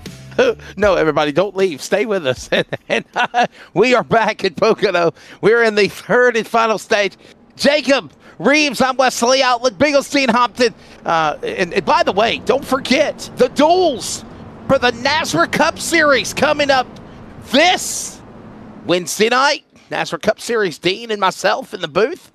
We had a fun time with qualifying. Jacob, where were you for qualifying on Wednesday night? Why didn't you qualify, buddy? Well, actually, I was at work. I was actually at my real job, and you know, I'm gonna run part time on the Wednesday night series. You know, with the NASRA Cup Series, I got other obligations that I got to do on Wednesday nights. And I mean, a little bit of that. Matter of fact, I'm going to try to pop up a brand new episode coming this week. DVD, the Doorbang download. It's back. DVD, baby. We got some breaking news. We're going to drop on that bad boy. We got some breaking news. Breaking news. We're going to drop on that. Your wife is pregnant again. What the hell? Really? You're having another baby. Not yet. Not yet. I mean, you know, you're supposed to follow the rules, you and Taylor, about no hanky panky until, like, you know, after the baby's born for at least 2 months, right? I mean, I'm playing, Jacob. I'm playing. So it's not a baby. It's not another bun in the oven. I got. Golly, now see you just made me spit water everywhere right there when you said all that. Now I'm stuck like this for the next 50 I'm stuck like this right here for the next 50 laps. This is unbelievable. This is insane. Oh, my goodness. Oh, I love you. I love you, Jacob. I love you. Hey, by the way, don't forget about the King of Talladega. This will keep me out of trouble. The King of Talladega coming up in October the 12th. That is a Sunday through Friday, October 12th through the 17th. Look at that. Last event race was $10,000 in prizes. Remember, that was the NASRA 500. The Great American Sim Race, often imitated, never duplicated. I said it. I don't care who it makes mad. We killed it with the NASRA 500 at Daytona, and we will do it again with the King of Talladega at Talladega, Jacob Reeves. I don't care who it makes mad out there. I don't care who screenshots or recorded what I said. We done a bang-up job. NASRA did as we come back to green, and what a crash. Former champion Chris Cinnamon is crashing. Daytona winner Colton Hogan is around. The 52 has crashed as well of Morse Jr. And we are under yellow flag. But no, I'll put that in your pipe and smoke it. Bottom line, the NASRA 500, Jacob Reeves, was phenomenal because NASRA can be often imitated, never duplicated. We put a bang-up production out there where, as far as the race, as far as selling it, as far as broadcasting it, as far as building the numbers, we done that, and we will do it with the King of Talladega. Yes, sir. Yeah, I mean, I agree with you 100%. I mean, that's exactly what is going to happen when that bad boy gets loose. As you see it right there, Sediment actually might have got a little bit loose. Actually, no, there was contact. That's why they got into it. Yeah. Oh, yeah. Oh, yeah. I mean, there was contact right there. Joshua Suss gets into him, sends him around, and set him in hard in the outside retaining wall. Colton Hogan, one of those drivers, as well as Christopher Morse Jr. Watch it again. You got Sediment up on the top side. He's trying to jump down. Suss kind of sends it in. Actually, there was a stack up. Sediment had to get out of the gas. He didn't want to run in to the driver in front of him. If he ran into him, then it would have been a more worse deal. And bad part is, Sediment tried to be the nice guy right there. And if he would have probably just, well, I mean, he was at, I'll just be honest with you, he was screwed from the get-go in the situation that he was in right there. He had to do something. And turns out he was going to run over Cody Knott, but he ended up not, and now he's not going to be racing anymore because he is tore up. So.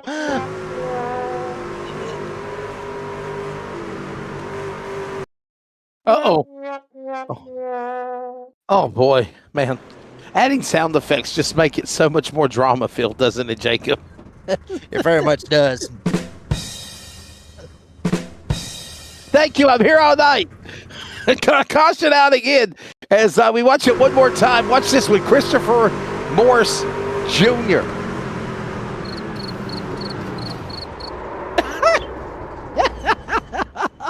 Boy. Oh, man, I know we see it crickets right now, Jacob. Well, that part is... yeah, iRacing. iRacing. Well, yeah, but you know what's going to end up happening. I mean, you may end up throwing some of these drivers under the bus one way or another, and then eventually, somebody's going to throw it at you one way or another, I guess. So, yeah, there you go. There's the beef. That's what we're talking about.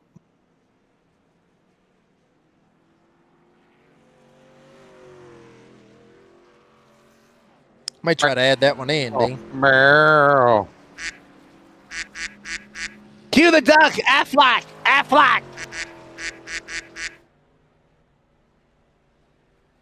Joey's scratching his leg. Leave him alone. He's scratching his leg.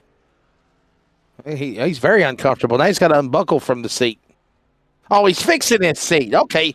He's fixing his seat. Yeah, he's might be on the damage clock.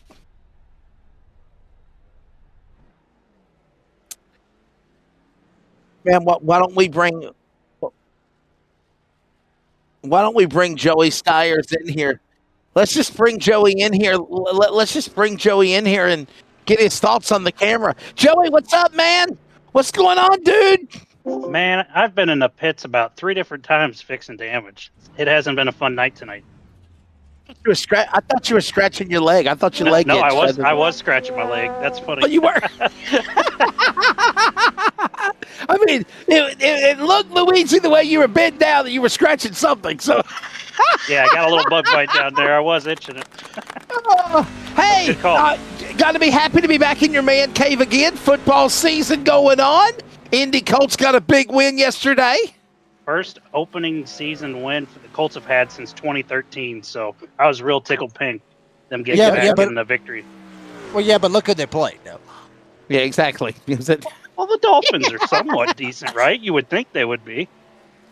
Listen, in the words of my buddy Bob Dildner yesterday at Caraway Speedway, Tua Tagovailoa from Alabama's like one hit away from being okay. Man, so, I was really hoping we'd give it to him too.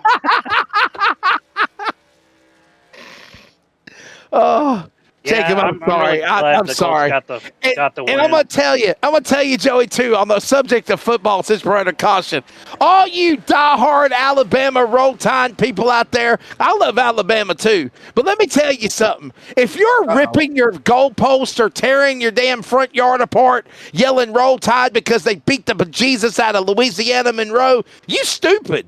Because they should have easily killed them. Absolutely. Hands down. I wasn't celebrating after that big win on Saturday. I was like, you should have freaking done it. I can't imagine anybody being an Alabama fan to begin with. Oh, hey, all right. We're not friends anymore, Joey. Come on now. Don't go there. Rocky Top, baby. Rocky Top. Oh, he's definitely getting out of here now. Goodbye. ILLINI. We're in the top 10. Bye, Joey. We'll see you, buddy. Keep going, man. Guys. Thanks. Appreciate it. Chrome Racing, right? Hey, that's where you belong, Chrome? Yep. Yes, Put sir. you back where you belong. There we go. Put it back where you belong, Jake. Green flag. Try to find it. There we go. Move. Can you believe he dissed Alabama like that, Jacob? Back to green, by the way. Yeah, that'll be all right. That'll be all right. If he wants to come back on DVD, he may end up dropping down the list on that one. It'll be a little while for him. But here we go. Bulldog, Adam Newton, Brian Chew, right there from Chrome Racing. Matter of fact, same team with Joey Stires. For the most part, everybody looks like they may have got it straightened out one way or another. Down the back chute. And the third one, maybe not. Oh, what a save, man. What a save. Oh, what a save. Unbelievable. What a save by Brian Chew. I thought he was going to be every which way but loose and crashing. And now we got caution out. James Kaufman at the end of the deal spins. Yellow flag. No, back to Jacob. No, back to Alabama in the game on Saturday. Were you on fire that they won on Saturday? I mean, am I right? I mean, you should have won that game. You better win that game. Yeah, we should have won the first one. Yeah, exactly. Yeah. It's like I told somebody, I said, suit up against Georgia. Suit up against Georgia in a couple of weeks when you play in Athens, and then we're going to really see where Alabama really is. Okay? Yeah, I'm just being honest. Let's, And I'll be honest too here. If they lose another game, I think they need to fire Kalen DeBoer. Hands down. I'm telling you. James Kaufman was the one, and it was Brian Chew with the unbelievable save, man. Watch the 25 spun, but watch the 51. My goodness, we're going to see what happened to James at the end of the rainbow here. All of this is going on in front of him. Look at this. Jacob, he's got nowhere to go. Look. Oh, no. Why would you throw a caution? You're all the way at the bottom of the apron of the racetrack. The 51, Brian Chew. I mean, done a good job holding on to it, though. I mean, it could have been worse right there. Let's check it out. This is where all the hoopla, I guess you could say, for Brian Chew riding on board with him. See him up there in the mirror. The carriage review. Maybe, that's the bad spot right there. Kerry sends it. Thought Brian would maybe give him the room down on the bottom side. But what a save.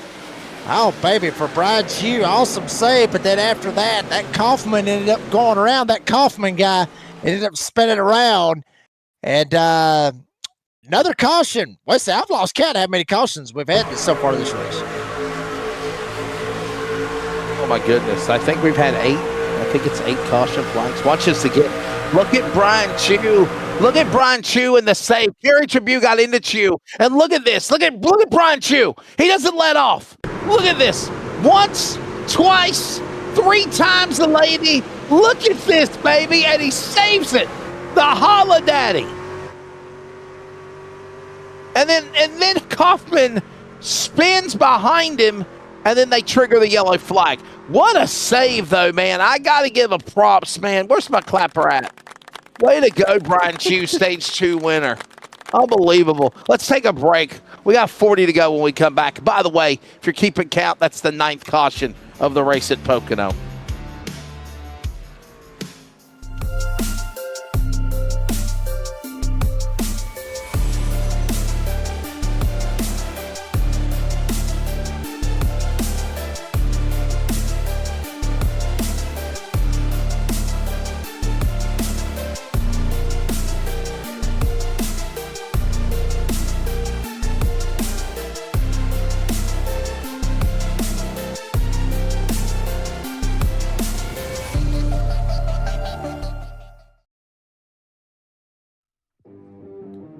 Craftsmanship that lasts a lifetime is Florida Cabinet Distributors. With over 20 years in business and 39 years of woodmaking experience, they proudly serve Northeast Florida to Southeast Georgia, delivering custom woodwork that combines precision, beauty, and durability. Whether you're dreaming of a custom kitchen, bathroom vanity, fireplace and mantle, entertainment center, outdoor kitchen, or even a full library, we can build it at Florida Cabinet Distributors, exactly the way that you envision. Hey, no project is too big or too small. If it's made of wood, Florida Cabinet Distributors can make it. Call or text Steve today. Yes, they gave us his personal cell number, 904-874-3442. That's 904-874-3442 to book today. Florida Cabinet Distributors, craftsmanship that lasts a lifetime.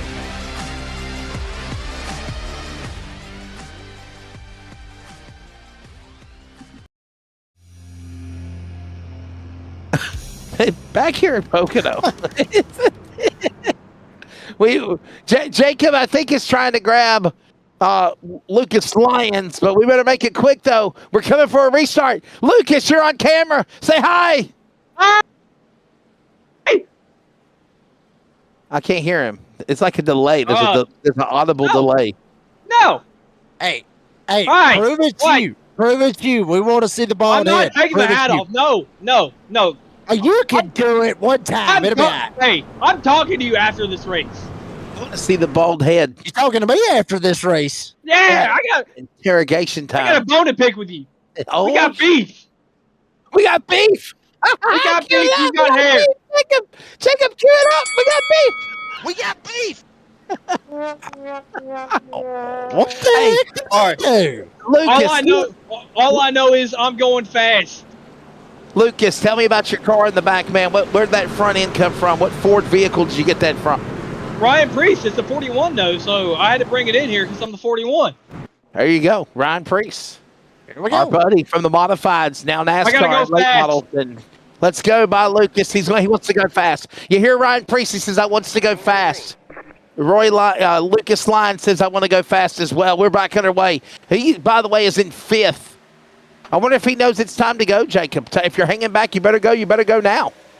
Yeah, absolutely. I mean, if he wants to go fast, we'll have to make sure we keep an eye on this 41 down that inside, trying to go after Andrew Harris. He's got Taylor Peacock up top, Justin White right behind him, Luke Smith up there in front of all of them. But the man lead them all going into total turn is the Bulldog, Adam Newton. Lucas Lyons back here still in a bad, tight spot with Justin White up top. Thomas behind him with Kerry Tribute. Cody Knott having a fantastic run up here inside the top 10 with Matt Cherry. That's all of them in the top 10. That is Adam Newton, by the way, back up in front again, followed by, of course, Kermit the Frog. Kermit the Frog here. I'm in 2nd. As they're bouncing off the walls again like ping pong balls in a roulette match. Look at this again here, coming off the corner. Oh, boy, playing pinball with one another off that retaining wall in turn 3. As they go back into the corner again, Jacob, it is Newton, it is Smith, it is Harris, it is Peacock, it is White, and Lyons now falling outside the top 5. He wants to go fast. He better go fast. He's trying to get up there now into turn 2. Yeah, I mean, it's literally getting down to the nitty-gritty here tonight at Pocono. Adam Newton still holds down the lead. Kermit the Frog, Luke Smith behind him. Andrew Harris sitting in the 3rd spot, getting right up on the tailgate. You're riding on board with Kermit the Frog. Luke Smith holds it down very, very tight for the front 3 guys. Taylor Peacock has actually slid back a little bit and making it a 3-horse race. Newton, Smith, Harris, that's the way they run coming across the line. Here we come, working now back down the long front straightaway here at Pocono. Heading back into that first turn, Adam Newton again. Back into turn 1 and 2. There goes Smith now. There is Luke down on the bottom. He's got to run on the 19. Will he catch him? He will not. Harris is right there in tow as well. We're 1, 2, and 3. We are single file now as we work our way back into that corner again. Watch out. Here comes another big battle for the lead as you watch now Harris get back into the mix in the trio for the top spot off too. Yeah, I mean, literally the front 3 is starting to separate themselves. Taylor Peacock got Justin White not too far back from him. Lucas Lyons has fell down to the 6th spot. But Harris, Smith, and Newton, 3rd, 2nd, and 1st, have literally got that gap starting to make it happen. As you see right there, Adam Newton, and believe it or not, Adam Newton, Luke Smith, both of them started right near one another. Newton started 19th. Luke Smith started 18th. Harris is the only one that started up at the front of the field, but very, very comfortably have made their way, starting to open that gap up a little bit. But Peacock, White, Lyons, Thomas, they're starting to try to close that gap right back up. The front 3 trying to settle it between themselves. We are watching it going on here at Pocono. It has been a wreck fest. I don't want to say that, but it's had. We had 9 cautions in 27 laps. I want to say that it's been 9 cautions, but they have been cautions repetitively, one after the other. I will say, though, in stage number 2, things really calmed down. It was very comfortable. But stage 1, stage 3, filled with yellow flags right now. Taylor Peacock on board with him, trying to get to Harris, making it a battle for the lead as they go back into 1. Yeah, I mean, really trying to make it stick, trying to make it happen as you see them work their way. Big slides off turn number 1. Taylor Peacock trying to close the gap on Harris. Harris was right there with the leaders. Now he's falling back into the clutches of Taylor Peacock. Justin White not too far back from him. Lines right up on the tailgate of Justin White. But now they start to close it back up. They spread out, they close it back up, and they spread out, and they close it back up. Hell, they don't know what they want to do. I know this much. They're going fast. Just like old Baldy right there. Double L Lucas slides down to the inside of Justin White. He called him Baldy. He gonna get you. He said he's got beef. He wants you. And there is Lucas Lyons down on the inside. We got beef with Baldy. As Justin White now on the outside. Look at Justin White, by the way. He's the man behind the NASRA Cup Series. It comes back, by the way. The duels at Daytona. Dean Hopton punching the buttons and on color. And myself Wednesday night, 9 p.m. Eastern. Daytona duels. Join us. And Jacob, speaking of the NASRA Cops Truck Series where it all got started, I know we've got a champion for that, but that new season will be firing up very soon. You got any updates on it? Yeah, I mean, absolutely. So, I mean, season 11, it's going to get started back up on the 19th of September. The Clash is going to actually, believe it or not, yeah, I mean, you had DSR Electric. They started off the Clash at Isle Racing Super Speedway. Concerns of police survivors, we're going to start it off at Bristol Motor Speedway, and it will be the dirt track. Oh, okay. We're going to the dirt track to start it off, and then obviously with Daytona, then you flip it all the way down.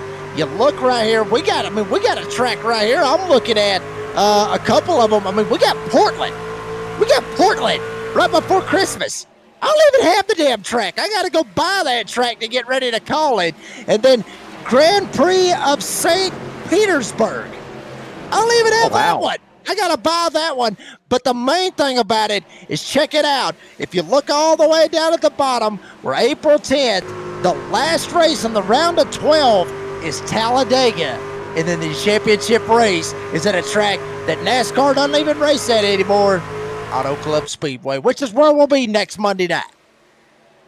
Auto Club, get ready. Boom, boom, vroom, vroom, vroom. Should be a fun time. Unbelievable. Gonna like it as we continue to rock and roll here tonight. By the way, don't forget to like and subscribe. I think I've mentioned that once tonight. I'll mention it again. Like, subscribe, hit that bell. Bing, bing, bing. So, this is what will happen. Yeah, hit Wesley or Jacob. Bing. We used to have pictures of our faces. I don't know what happened. We got older, I guess. Right, Jacob? Oh, we got one spin. Whoa, hold on. Look out, baby. That was Harris Loose. Really? Yeah, complaints from the audience about our faces? That is sad. Oh, Lord. Lord have mercy. Oh, well, thank you. I appreciate that. Matt Cherry locking it up, going into the pits. And Wesley, right here at this point, you see it right up there at the top. 25 of 55, they still can't make it all the way. Pitting at that point right there, you still cannot make it all the way. You're still going to have to at least pit one more time. You see all these guys right here that pitted at lap 48. You do the math, you go to 16, you're looking at 16, you're looking at about 74 laps, give or take, at lap 74. They still ain't even going to be able to make it. So it's going to be tight right here on this fuel strategy and how this is going to work out as you see everybody jumping down pit road right here. Look at all these guys coming down pit road. Wow. Green flag pit stops. You know what, Jacob? And this is what gets me, dude. Are they so far out of sequence that literally they're still having to make green flag pit stops while... You know what I'm saying? I mean, you would think that under caution they would come down pit road, and they're not. And look who's the leading, Baldy, your buddy from Kentucky. Lucas Lyons is in front. Oh, he's going to be so mad at me. He's going to be absolutely so mad at me after he watches it. Well, I mean, he's already got beef with me, so what's the point at this point? He's already got beef with me. Why not? But Lucas Lyons right now trying to extend the gap. Check it out. Teammate right behind him. Now Lyons is going to jump down pit road. Jonathan Cofield behind him. Will Cofield elect to jump down pit road with him? Yes, he will. Tyler Goodwin will go down. Mark Morton, Cartersville, baby. He's up here leading this bad boy. Started 40th. He is up at the front. Joshua Suss trying to lead him a lap as well. And Wesley Believer, also as well as this, the stage points, all that good stuff. You get the playoff points, all that good stuff as well.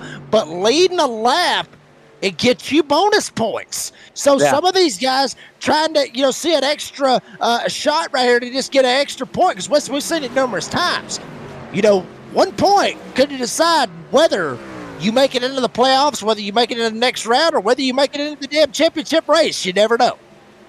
You're exactly right. Who does? Who likes who?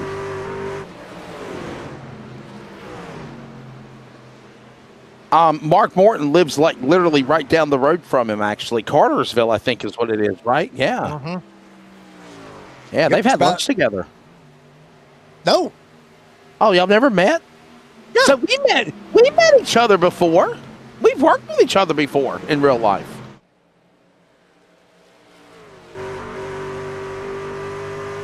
Yeah. Me and Jacob have hung out before in person, but I figured, hell, damn, Jacob, I figured with him living in Cartersville, man, we didn't even know what you look like. We didn't, man, you eat your Vegemite sandwiches. We'll have some kangaroo and put a shrimp on the bobby later. Right, there you go. MU turkey? Like the Liberty Mutual MU?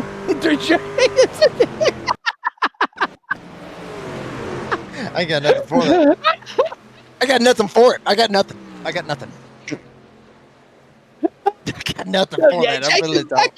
Jacob, what I was trying to say was, ain't Mark Morton, ain't he from Cartersville, Georgia? So, like, you live just outside of Chatsworth, right? I mean, Well, no, I mean, I live, well, hell, I'll just go ahead and tell you my address. No, I'm just kidding. No, I mean,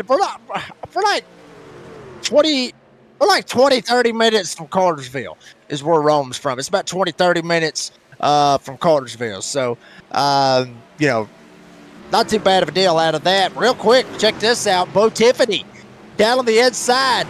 Joshua Suss got freshies on the 35. Trying to make it stick. Morton holding down the lead. When will he elect to jump down pit road? But Bo Tiffany down to the inside. Raul Meza up here making some noise as well.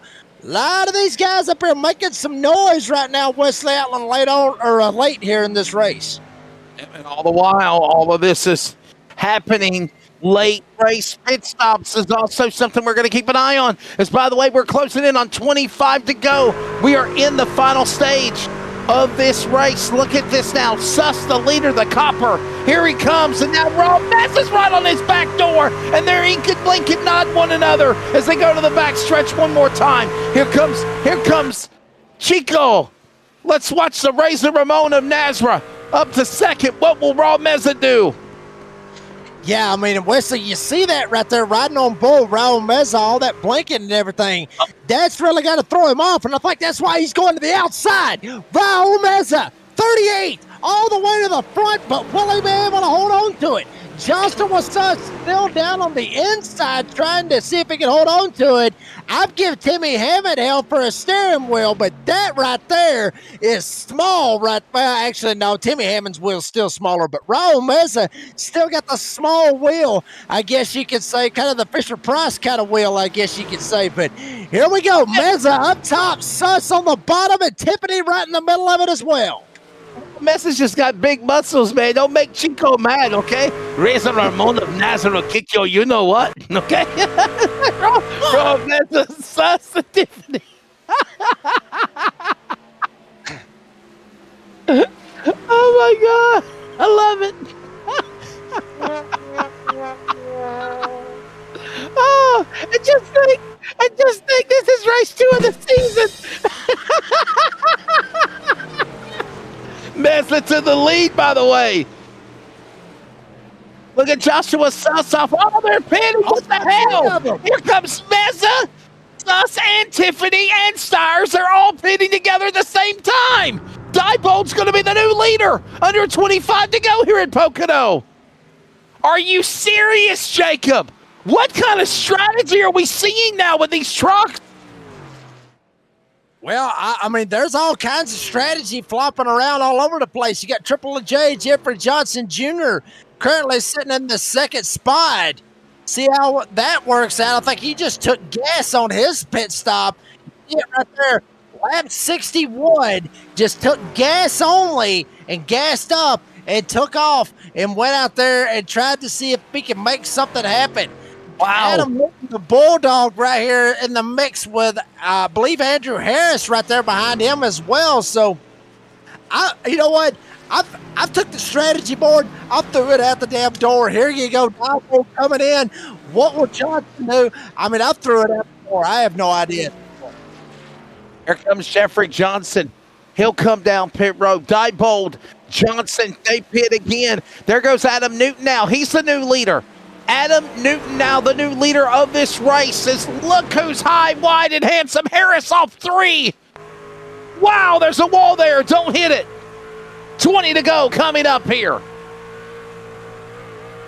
Yeah, we are coming up on that 20 to go. Here goes Harris. Harris has to get out of the gas. Almost runs over the Bulldog. Adam Newton. Taylor Peacock not too far back. Then you got Matt Sheridan. You got Justin White. Baldy Lucas Lines, Double L back there smack dab in the middle of it as well. But everybody watching the battle up front for the race, possibly for the race win. Adam Newton and also with Andrew Harris literally latched on together. Oh, baby, I'm telling you, if this sucker goes green right here, we may be in for an interesting little battle right here. And the bad part about it, Wesley Outland, 20 to go. you still have to make another pit stop unless you're saving. I mean, I'm telling you, this right here, the strategy is thrown completely out the door at this point. I'm serious. Take over. I'll be right back.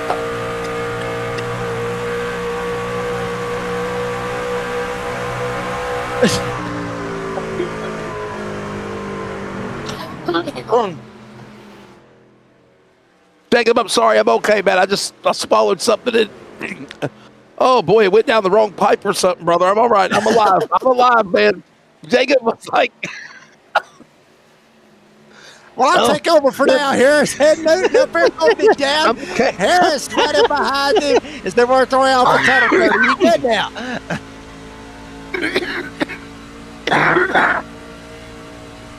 Commentator down! Commentator down! We got one down. Oh, Lord. Newton holding it down still with Andrew Harris behind him. Peacock about a second and a half back. Cherry not too far back from Peacock as well. The Justin White, Lucas Lyons. Seeing y'all out there in the live chat. Hugh Lyons out there. Lucas may be a baldy, but I still love him, and it ain't over till it's over. So I'm telling you, I mean, everybody's eating that up.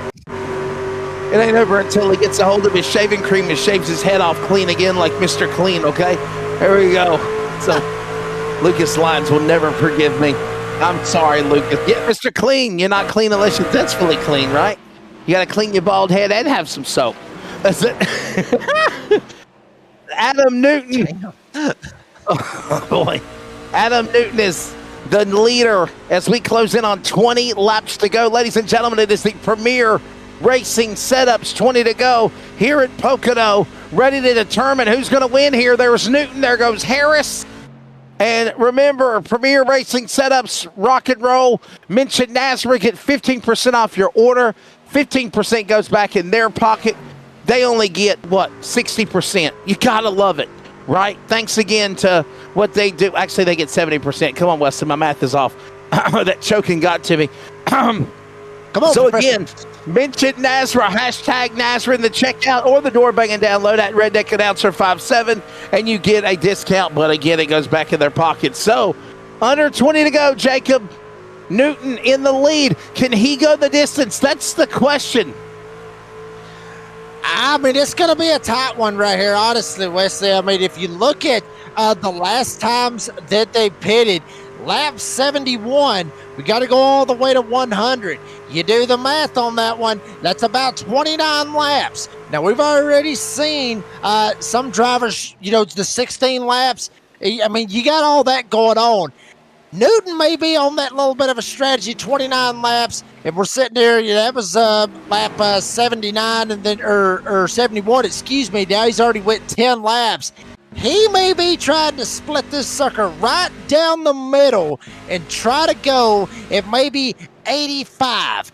That would be what I would be thinking. 85, 86, maybe 87, somewhere in that range is when you're going to see the bulk of these guys jump down pit road for their final pit stop, put 4 freshies on. Some may just take gas and stretch it and just see if something, just see if it'll stick. I mean, there's a lot of strategies that's going to be falling into place over the next 3 to 5 laps. Unless we get a late race caution, because if we get a late race caution, that will definitely change everything up again as they come off of turn 3 down to the line. Adam Newton is leading. There he goes. There you see guys behind him in 3rd, 4th, 5th. That's Peacock, Cherry, and White. They are right there in the crosshairs of your leader. Those are your 2 trucks up ahead. They are back again on the straightaway off turn 1. Yeah, Matt Cherry lined up right in behind the 81 of Taylor Peacock. Justin White not too far back with help from Lucas Lyons, from Luke Smith. Those are the 7 drivers that have pretty much got a good gap. You got to go all the way back another 2 seconds to Gary Tribune. Jonathan Cofield, they're trying to make us a little something happening up here. But Harris still breathing down the Bulldogs' neck, if you will. But these 5 drivers right here, Peacock, Cherry, White, Lyons, and Luke Smith, tried to get a little tandem draft going on. Screw that, maybe not. Send it, make it stick. Justin White on the back door of Matt Cherry, got loose off 3, was able to straighten it out, and almost ended up taking out Matt Cherry. And I mean, I'm telling you, Lucas Lyons was right behind him as well. They're getting after it right here, son. They're getting after it.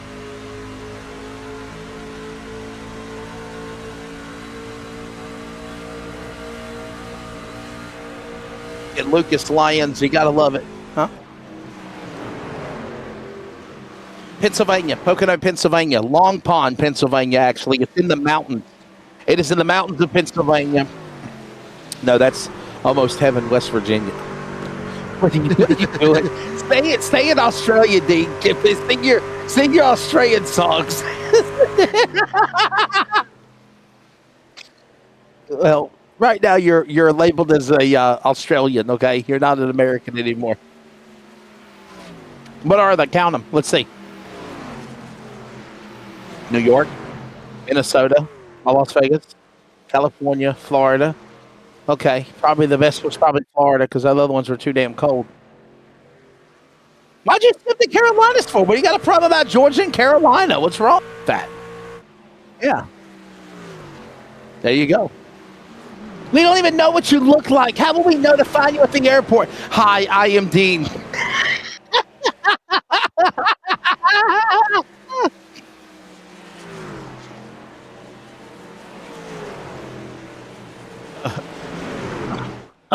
Good for a hat. Look out, Jacob. Look at this. It's the 45 of Cherry. Oh, they're coming down pit road. Oh, he spins. This will bring out a caution. Will they bring out a caution? Is it going to bring out a caution? No, it will not. He spins entering pit road. We stay green. Oh, my goodness. I about fell out of my chair. Oh, my, wow. You got to give him that right there, though. I mean, he was able to hold on to it, not take out the inside. Wow. We got drivers hitting each other on pit road. Oh, baby, this is NASRA right here, baby. That this was is why we love it. Matt Cherry and Tyler Goodwin are ticked off at one another. Oh, boy. Everybody, we apologize. We're having our producer, Bigglesdean Hopton, is all the way in Australia, and everybody is in America. And I'm understanding we have a breaking news report. Kangaroos have gone crazy in Australia, and they're eating internet cable wire. Story at 11. It's a far from that 11. Yeah, in 3 minutes. Oh. 14 to go. I just wonder how many people will be like, oh my God, Wesley said that the kangaroos are eating wires in Australia. Oh. So, Jason Morales chimes in, and he says one of the most difficult pits to pit on the circuit. I think you're exactly right, my friend. You boys are wild tonight, LOL. We're having fun, man. I mean, we're having fun. Mark Morton, by the way, cycles back around to the lead again. The man out of Cartersville. As right now, Jacob, it is the number 8. He's leading, and we're under 15 to go here in Pocono, dude. Yeah, I mean, he's doing a fantastic job. We'll see how that worked out for him. Check it out right here with your last pits. Last time Morton went down pit road, 74.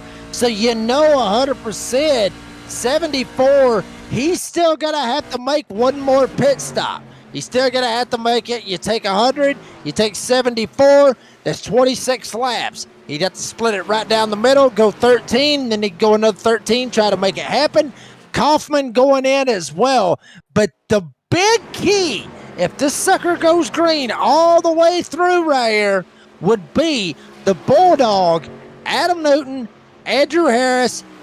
I mean, Lucas Lyons, 41. He's smack dab in the middle of this as well. Could have a fantastic shot at getting the win here tonight as well. As I'm trying to find the Bulldog, Adam Newton. I'm looking right on the pylon. He's actually in behind Andrew Harris. So all this right here, all this battling right here with Lucas Lyons, Harris, Newton, all this right here, this is where we're going to be watching for is Mark Morton going down pit road. Those 3 drivers, we're watching those 3 because they can make it all the way to the end. True. Station identification. The finish coming up from Pocono. Next, NASRA trucks. Be back. This is the Community Radio Network, WCRN, 87.9 FM, Clayton, Connor, Smithfield, North Carolina. Proud to be in the USA. We are CRN. 12 to go at Pocono. Raw Meza, Bo Tiffany. They're battling for the lead in turn number 2. Yeah, we're trying to see if they can hold on to it, but obviously they're going to have to make another pit stop to make it all the way to the end. But screw it, get you some TV time, make it happen. Meza up top, Diebold down on the bottom side, trying to race it out. They shot around Bo Tiffany like he was sitting still. Suss about 3 seconds back from this, but front 3 drivers for now up here with 11 laps to go. Could they stretch it? I don't see it. Door banging, almost some door banging with Diebold and Meza going into turn 1. And Tiffany laying in the weeds, watching it all take place as Meza almost smacks the wall off of the 1. Now, Jacob, did you say you think Raw Meza can go the distance? It's going to be tight. It's going to be tight. If maybe we can look from our great producer, give us an idea of when these guys up here at the front, when did they pit? When did Meza pit? When did Diebold pit? When did Tiffany pit? If they pitted around the 70, 77, 76. 76. Yeah. 76. Yeah, no offense to them, but unless they've been saving the whole time, they're screwed because they are not going to be able to make it. 77 to 100 is 23 laps. Joshua Suss, he's 76. He's going down. So Diebold, Meza, Tiffany, they'll be going down here very soon. Jeffrey Johnson Jr. will be going down as well. It's like I said, the one I'm looking right now is around the 6th spot. That's Lyons, that's Harris, Newton, Peacock, Justin White. Those guys, that's the one that I'm watching. If this goes green all the way to the end, those are the guys that I'm watching for to win this race. If it goes green, if caution comes out, then hell, everything got turned upside down at that point. So you think Baldy could win? Very good possibility. He could. Very much. All right. Air Club for men on the number 41. By the way, we are closing in on 10. Make it now 9 laps to go. The drama.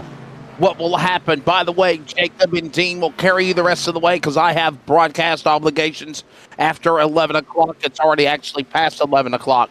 Right now, Bo Tiffany and others on pit road. Here they come. 9 to go. Leader is back in 1. It's Roger Diebold, the stage 1 winner, trying to be a big winner in round 2 here of the season on the backstretch. Yeah, I mean, Roger Diebold, one of those guys that stretched it through the playoffs last season.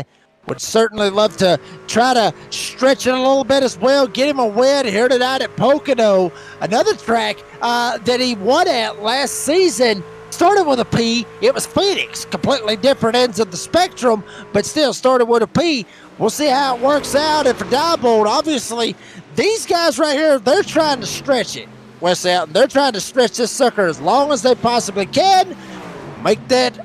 These two guys up at the front. Meza, he's out. He's already pulled it out. So it's Diebold and Lyons. Yeah, I mean, Diebold's going to try to stretch it as long as he can. He wants a caution.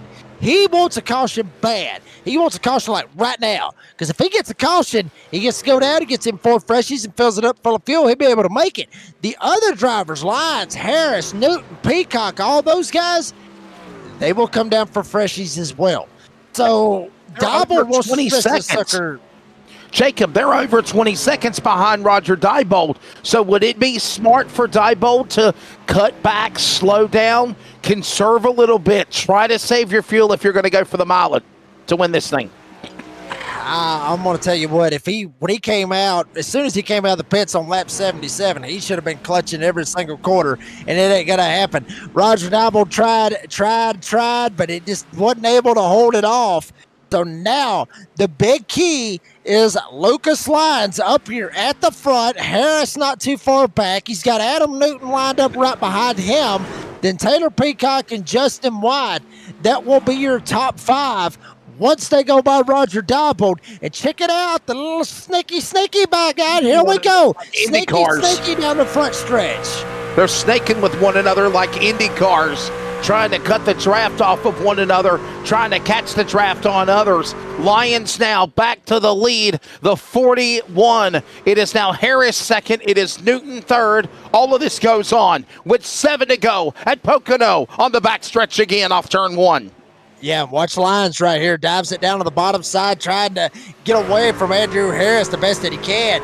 Harris has got his hands full. He's got the Bulldog Adam Newton lined up right behind him.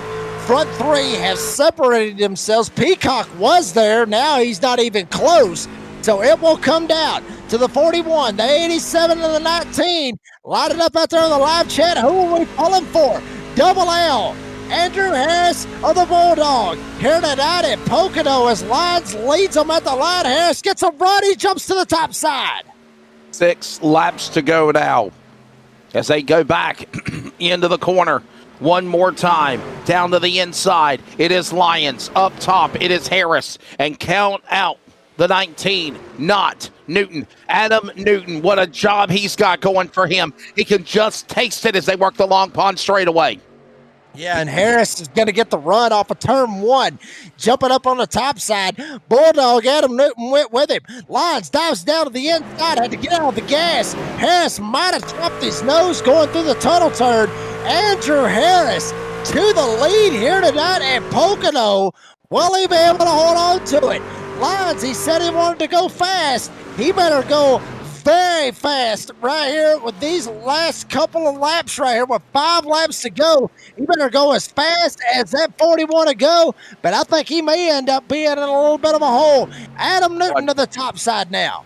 Oh, and by the way, keep an eye on Taylor Peacock and obviously Smith in the 27 and the 81. They are trying to cut the gap on the leaders as now Harris leads. Now Newton around Lions for second. That's going on the backstretch off 1. Yeah, Lucas Lyons might be falling off just a little bit right here, Wesley Outland. So it looks like it may be a Andrew Harris, Adam Newton kind of race right here. Unless Lyons can latch on, catch on to the draft, and maybe Newton Harris might mix it up, have a little bit of beef, and the double L Lucas Lyons can drive right by both of them and get it lined up and get the win here tonight at Pocono. Harris up the track, got sideways. That may open the door for the Bulldog to try to run him down. Oh, shiznit, Baldy up front in the words of Hugh Lyons, cheering on the other man leading. Now back to third is Lucas Lyons. It's now Harris up front. It is the final countdown. Hannah L. Cue up a little Europe. Who will it be with 4 to go? Less than 10 miles left here at Pocono, back in turn 1 with Harris in a battle for the lead now with Newton on the bottom. Yeah, I mean, if what would really end up flipping this race over on its leg would be a caution right now. It would really throw everybody for a complete whirlwind. Bulldog Adam Newton up on the tailgate, gets jumped back out of it. Harris up at the front, still got it. Newton had to get out of the gas. Line's starting to fall back as well. Harris trying to pull away. The drama, the excitement happening for NASRA again. Great pages of racing history being made here at the Tricky Triangle. Cross the line. 3 laps to go now. Harris, Newton, they play cat and mouse, and that's the dogfight for P1 heading to turn 1. Yeah, Harris down on the bottom side, see if he can make it stick. Newton still trying to run him down. Maybe try to take the air off his spoiler any way that he can. Harris still with the lead. Here comes the Bulldog getting a little draft. That 19 Toyota has been strong here tonight. Into the tunnel turn. Newton tries to send it going into the corner. Harris sends it just a little bit better. Maybe even wrap it right on the apron to get the truck to turn. Harris is still leading into 3. Here they come, heading into that third turn. What turn 4? Pocono's Tricky Triangle off in front of the main grandstand. The long straightaway here at Pocono. And there is Harris. It is Newton. Penultimate lap of the race. 2 to go. Harris now down low. Newton up high. He's got a run on him. He'll throw the block and throw it in front of the front nose of the machine. Newton and Harris leads in 1. Yeah, and the Bulldog, honestly, Wesley Outland could be trying to play with Andrew Harris, play with him like a cat plays with a mouse. Newton lined up behind him, gets a run off of turn 1. He may end up pulling the trigger right here on this one, coming to the white flag. flag. Newton up on the tailgate, trying to throw him off. May send him going into the tunnel turn. Harris sends it. Newton still lined up behind him. Newton's heads are tied. It's all Andrew Harris going into 3. It is Harris now by about 0.2 of a second. Newton ready for one wrong slip and fail. So is also Lyons, about a second back, watching this, waiting to see what happens. The Darrens detail and shine. White flag is in the air. 1 to go. Final lap here at Pocono. And here comes Newton to the outside. Harris throws the block. Final lap heading to turn 1. Who'll survive on the... bounces the wall in 1. Yeah, and honestly, if Adam Newton has been saving anything all race long, it has got to be right here. He's been able to get the run in turn 1. Harris tries to put the block on him. Here comes Newton down to the inside, door to door, going into the tunnel turn. Adam Newton with the preferred line going into the tunnel turn. Newton down on the inside. They're going to door bang it to the tunnel turn on the last lap. They come off of that tunnel turn down that short chute, heading into that third and final turn on the inside. Newton's got the momentum. Could we see a crossover? Harris has got to battle back. It's Newton with momentum. Newton as Harris bounces off the wall. It's Adam Newton in the lead. The Bulldog stays to the inside, locks to the inside, checkered flag, and he's going to win here in Pocono. Adam Newton. I don't want to go into all the details, but there's been a lot of health issues with family, even himself, for Adam Newton, our buddy out of Hillsborough, North Carolina.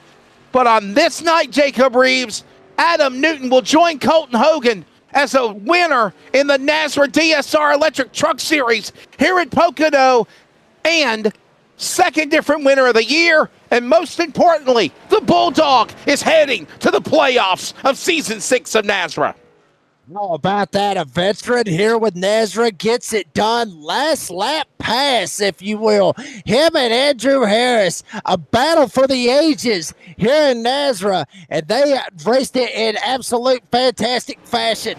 Little bit of door banging maybe over in turn 2, over in the tunnel turn, but it is what it is. And there you see Chrome Racing teammate Joey Stires coming up to Adam Newton's outside to congratulate him. Obviously, everybody coming up to congratulate him. Justin Lumpkin, I believe, trying to slide up here, maybe give a little love as well. Bulldog, baby. He's getting ready to do a Bulldog-style burnout down the front stretch. Ladies and gentlemen, Jacob Reeves and Dean are going to carry you guys the rest of the way. I have another broadcast that I have quickly got to get set up for, but there is Adam Newton celebrating. We're taking a break. They're coming up for post-race. Adam Newton wins here at Pocono. A wild strategy, a fuel mileage, gambling, rolling the dice, and the Bulldog bites on the entire field to win at the Tricky Triangle. We'll see you next week, everybody. Take care. Good evening. Craftsmanship that lasts a lifetime is Florida Cabinet Distributors. With over 20 years in business and 39 years of woodmaking experience, they proudly serve Northeast Florida to Southeast Georgia, delivering custom woodwork that combines precision, beauty, and durability. Whether you're dreaming of a custom kitchen, bathroom vanity, fireplace and mantle, entertainment center, outdoor kitchen, or even a full library, we can build it at Florida Cabinet Distributors, exactly the way that you envision. Hey, no project is too big or too small. If it's made of wood, Florida Cabinet Distributors can make it. Call or text Steve today. Yes, they gave us his personal cell number, 904-874-3442. That's 904-874-3442 to book today. Florida Cabinet Distributors, craftsmanship that lasts a lifetime.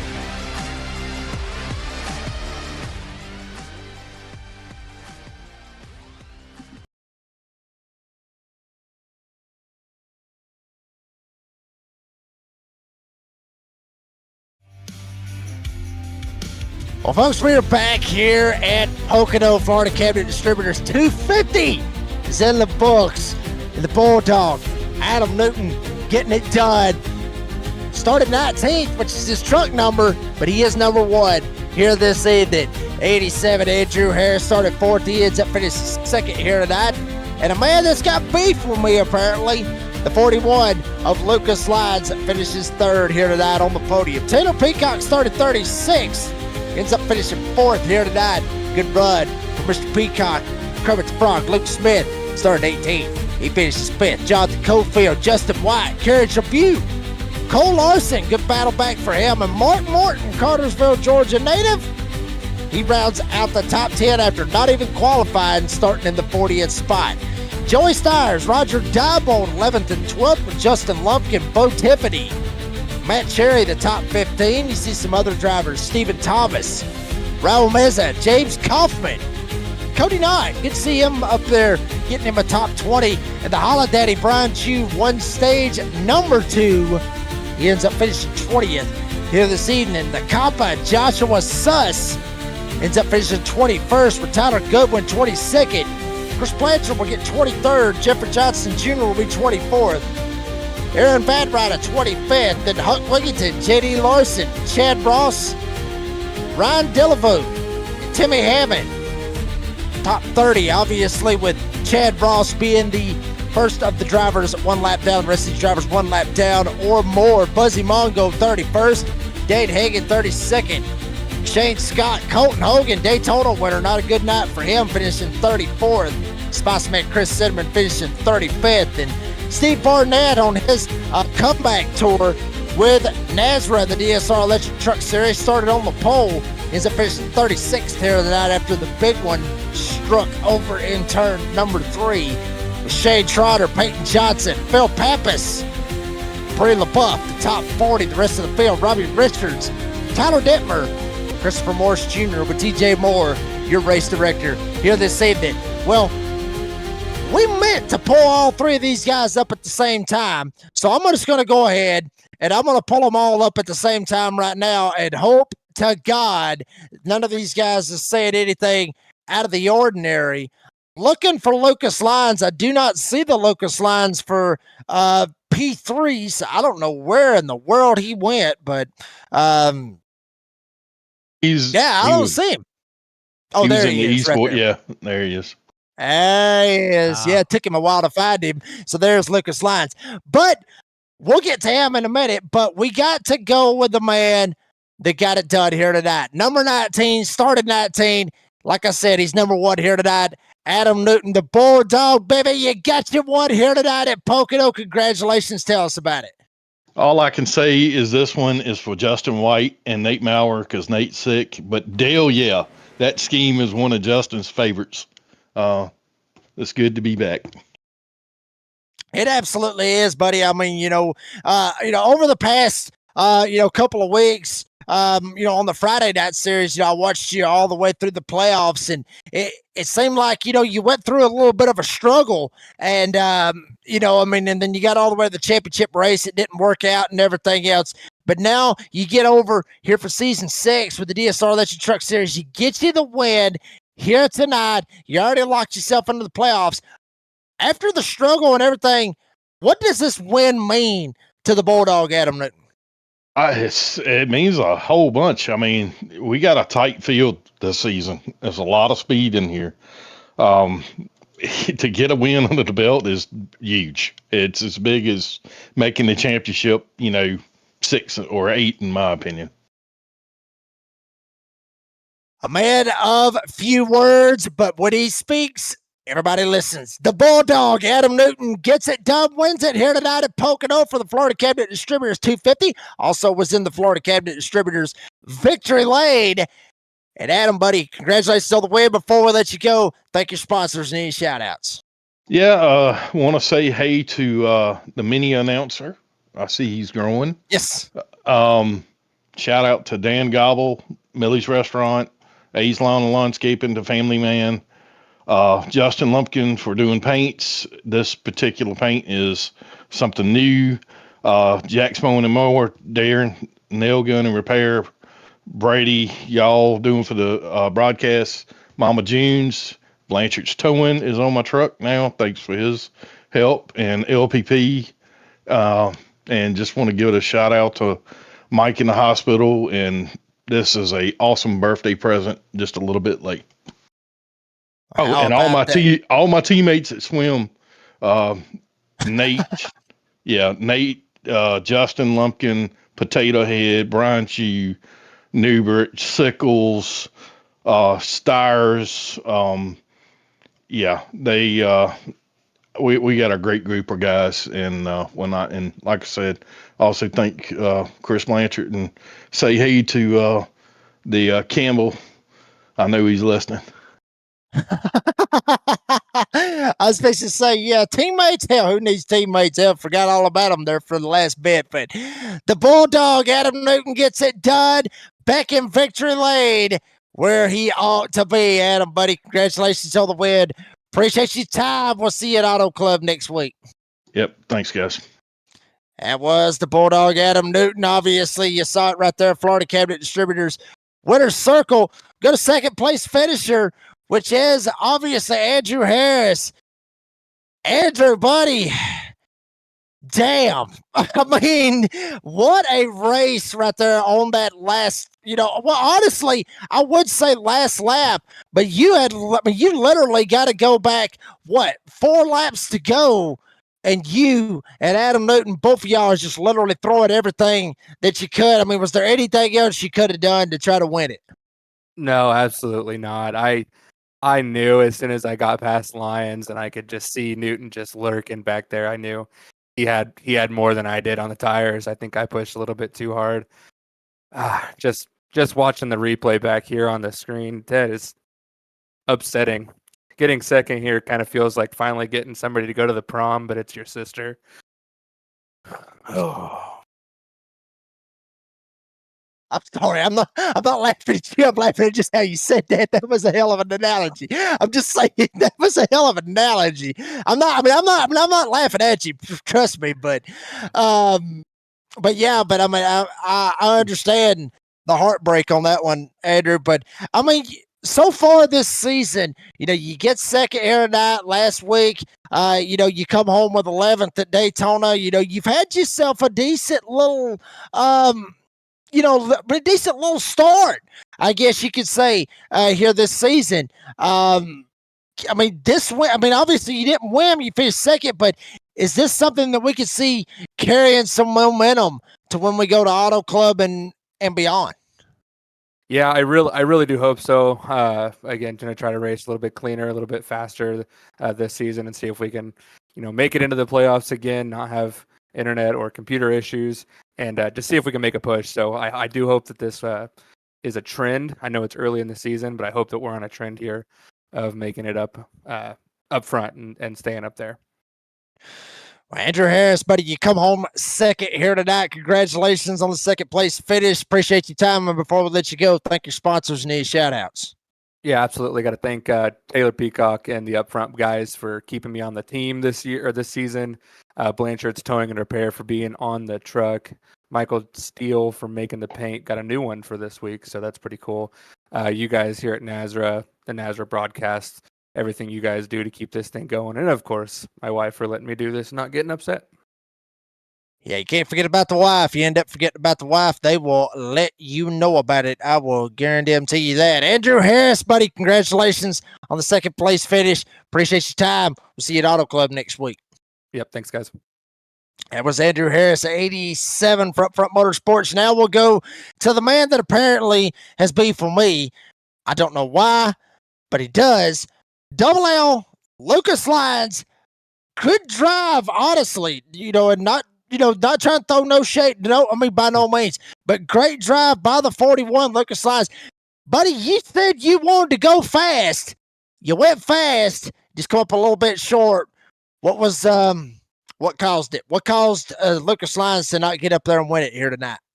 I thought that I could hold on with those right side tires, and Andrew Harris and the Bulldog proved me wrong. I was kind of doing the math in my head. If I gave up 0.2 a lap, I would still be able to hold on to it, and they just started running a little bit faster. So I tried to push in, and it lost grip. Then try to use the draft of Adams. Didn't help. I just kept falling back, fell like a rock. Luckily, there was a big enough gap to fourth place where I still got third. But what's up with you calling me Baldy on the broadcast? Yeah, Jacob.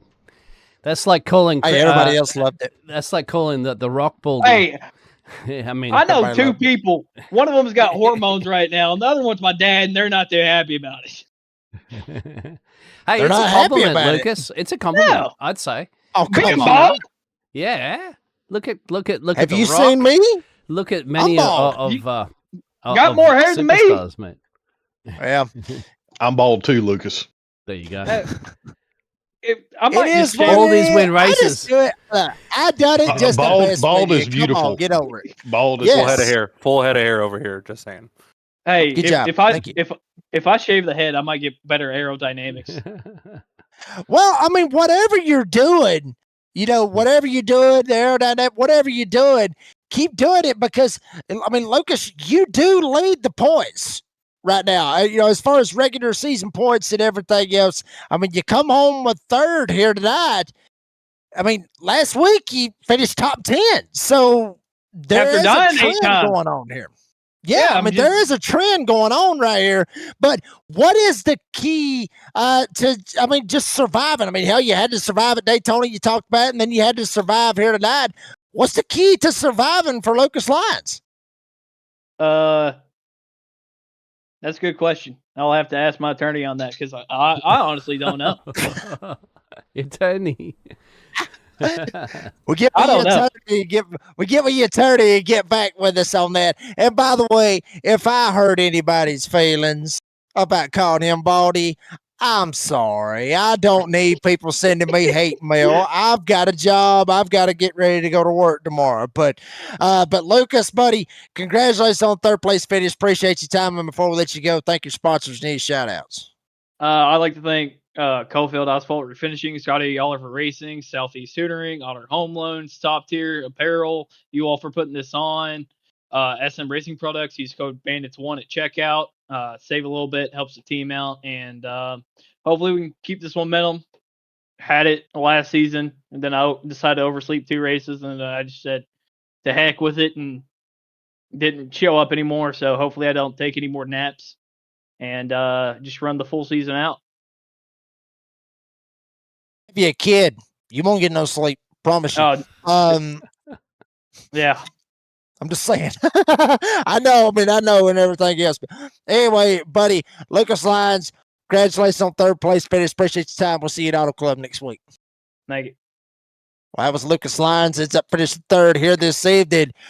And folks, that's pretty much going to do it for this broadcast. But before we leave, as always, every single time, we got to get some love from our great producer here tonight, Mr. Dean Hopton.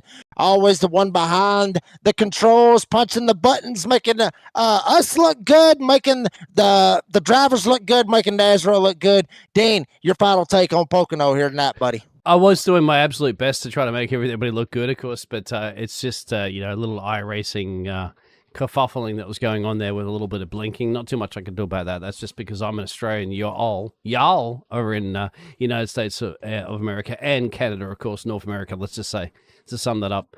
But absolutely fantastic racing all around. A little bit of kerfuffling really at the start of the race, isn't it, with a couple of cautions. We thought, is it going to turn into a caution fest? Well, it didn't. It sorted itself out. We had a great stage 2 finish. We had a great race to the end. It was all over the place, and it's a very thank you to everybody out there in the chat as well too, who kind of like put together the mathematics there, Jacob, of who's boxing when. Boxing, of course, being pit stops. How long can they go on gasoline? Remember the 50% fuel load they had. How the tires were going to pan out for the drivers. Who's going to be shuffling themselves out at the final places? Well, it ended up being Adam Newton, 13 places up to finish in that P1 position. And what an emotional victory it was too. You can hear it in his voice with Adam Newton. A well-deserved victory. It's been long time coming, and that's good momentum, of course, going further into this series. Second race of the season. You're locking yourself in the playoffs. It's always a good sign. Luke Smith doing a solid job, of course. Andrew House, Lucas Lyons, Taylor Peacock, they're all there at Coalfield. Justin White, remember, you don't finish on the podium there with the bubbly stuff, but you still get good victories in there. Good momentum going on there, Jacob. So that's it from me in the studio. Yeah, absolutely, buddy. I mean, I agree with you 100%. And I also agree with something that Adam Newton said a while ago. He said, that this field is very tough. I mean, you look at some of the names that is in this field. Obviously with Andrew Harris, Lucas Lyons, but then you think Taylor Peacock, Jonathan Cofield, Luke Smith. I mean, hell, look at the top 10. Look at the drivers that was in the top 10, and literally all the way down through there, any of those drivers could have won this sucker here tonight. Cole Larson, he won the Clash at iRacing Super Speedway, won his dual race, was going to look good at Daytona. Mark Morton coming back, started 40th, he finishes 10th, and Joey Stires, Roger Dabo. Literally, this is straight up stacked right here on Monday nights. Friday nights, it's stacked, but I'm telling you, this is a stacked field right here. This is damn stacked right here. So everybody keep liking, subscribing to the NASRA 360 Race Network. Keep up with what's going on right here, because I got a feeling this is going to be a hell of a season for Season 6 of the DSR Electric Truck Series. You see all your races cross Pocono off? Let's get ready to go to Tinseltown next week. With that is going to do it for this broadcast. I want to thank all of our great sponsors, obviously Florida Cabinet Distributors for the title sponsorship of the race, and also for the Victory Lane, as well as Points to Poppers, Serve Pro, Cops for what they do on the Friday night series, Blanchard's Towing, Starbase 1552 Comics, Premier Racing Setups. Hell, the list can go on and on and on and on and on. Murf's Magical Creations, and also I cannot forget about DSR Electric for the title sponsorship the DSR Electric Truck Series. Shout out to the fans for always coming out in huge numbers, and the drivers for always putting on a hell of a show each and every week. Braden LaBeouf, Cody Knott for allowing us to be ourselves, entertain you, the fans, each and every night. For the Australian Dean Hopton Bengals, and also for Smithfield, North Carolina's own Wesley Allen, I'm the Redneck Announcer, Jake Reeves. Said as always say, be safe, be kind, be fast. We're going where they make movies. Not good movies, but the movies. Hollywood. We're going to Tinseltown, baby. Auto Club Speedway. NASCAR don't run there anymore, but NASRA's going to invade it next Monday night, 9 p.m. Eastern Time, live and only on the NASRA 360 Racing Network. Who is going to make history? Who is going to win an Auto Club? Who's going to be the star? Find out next Monday night.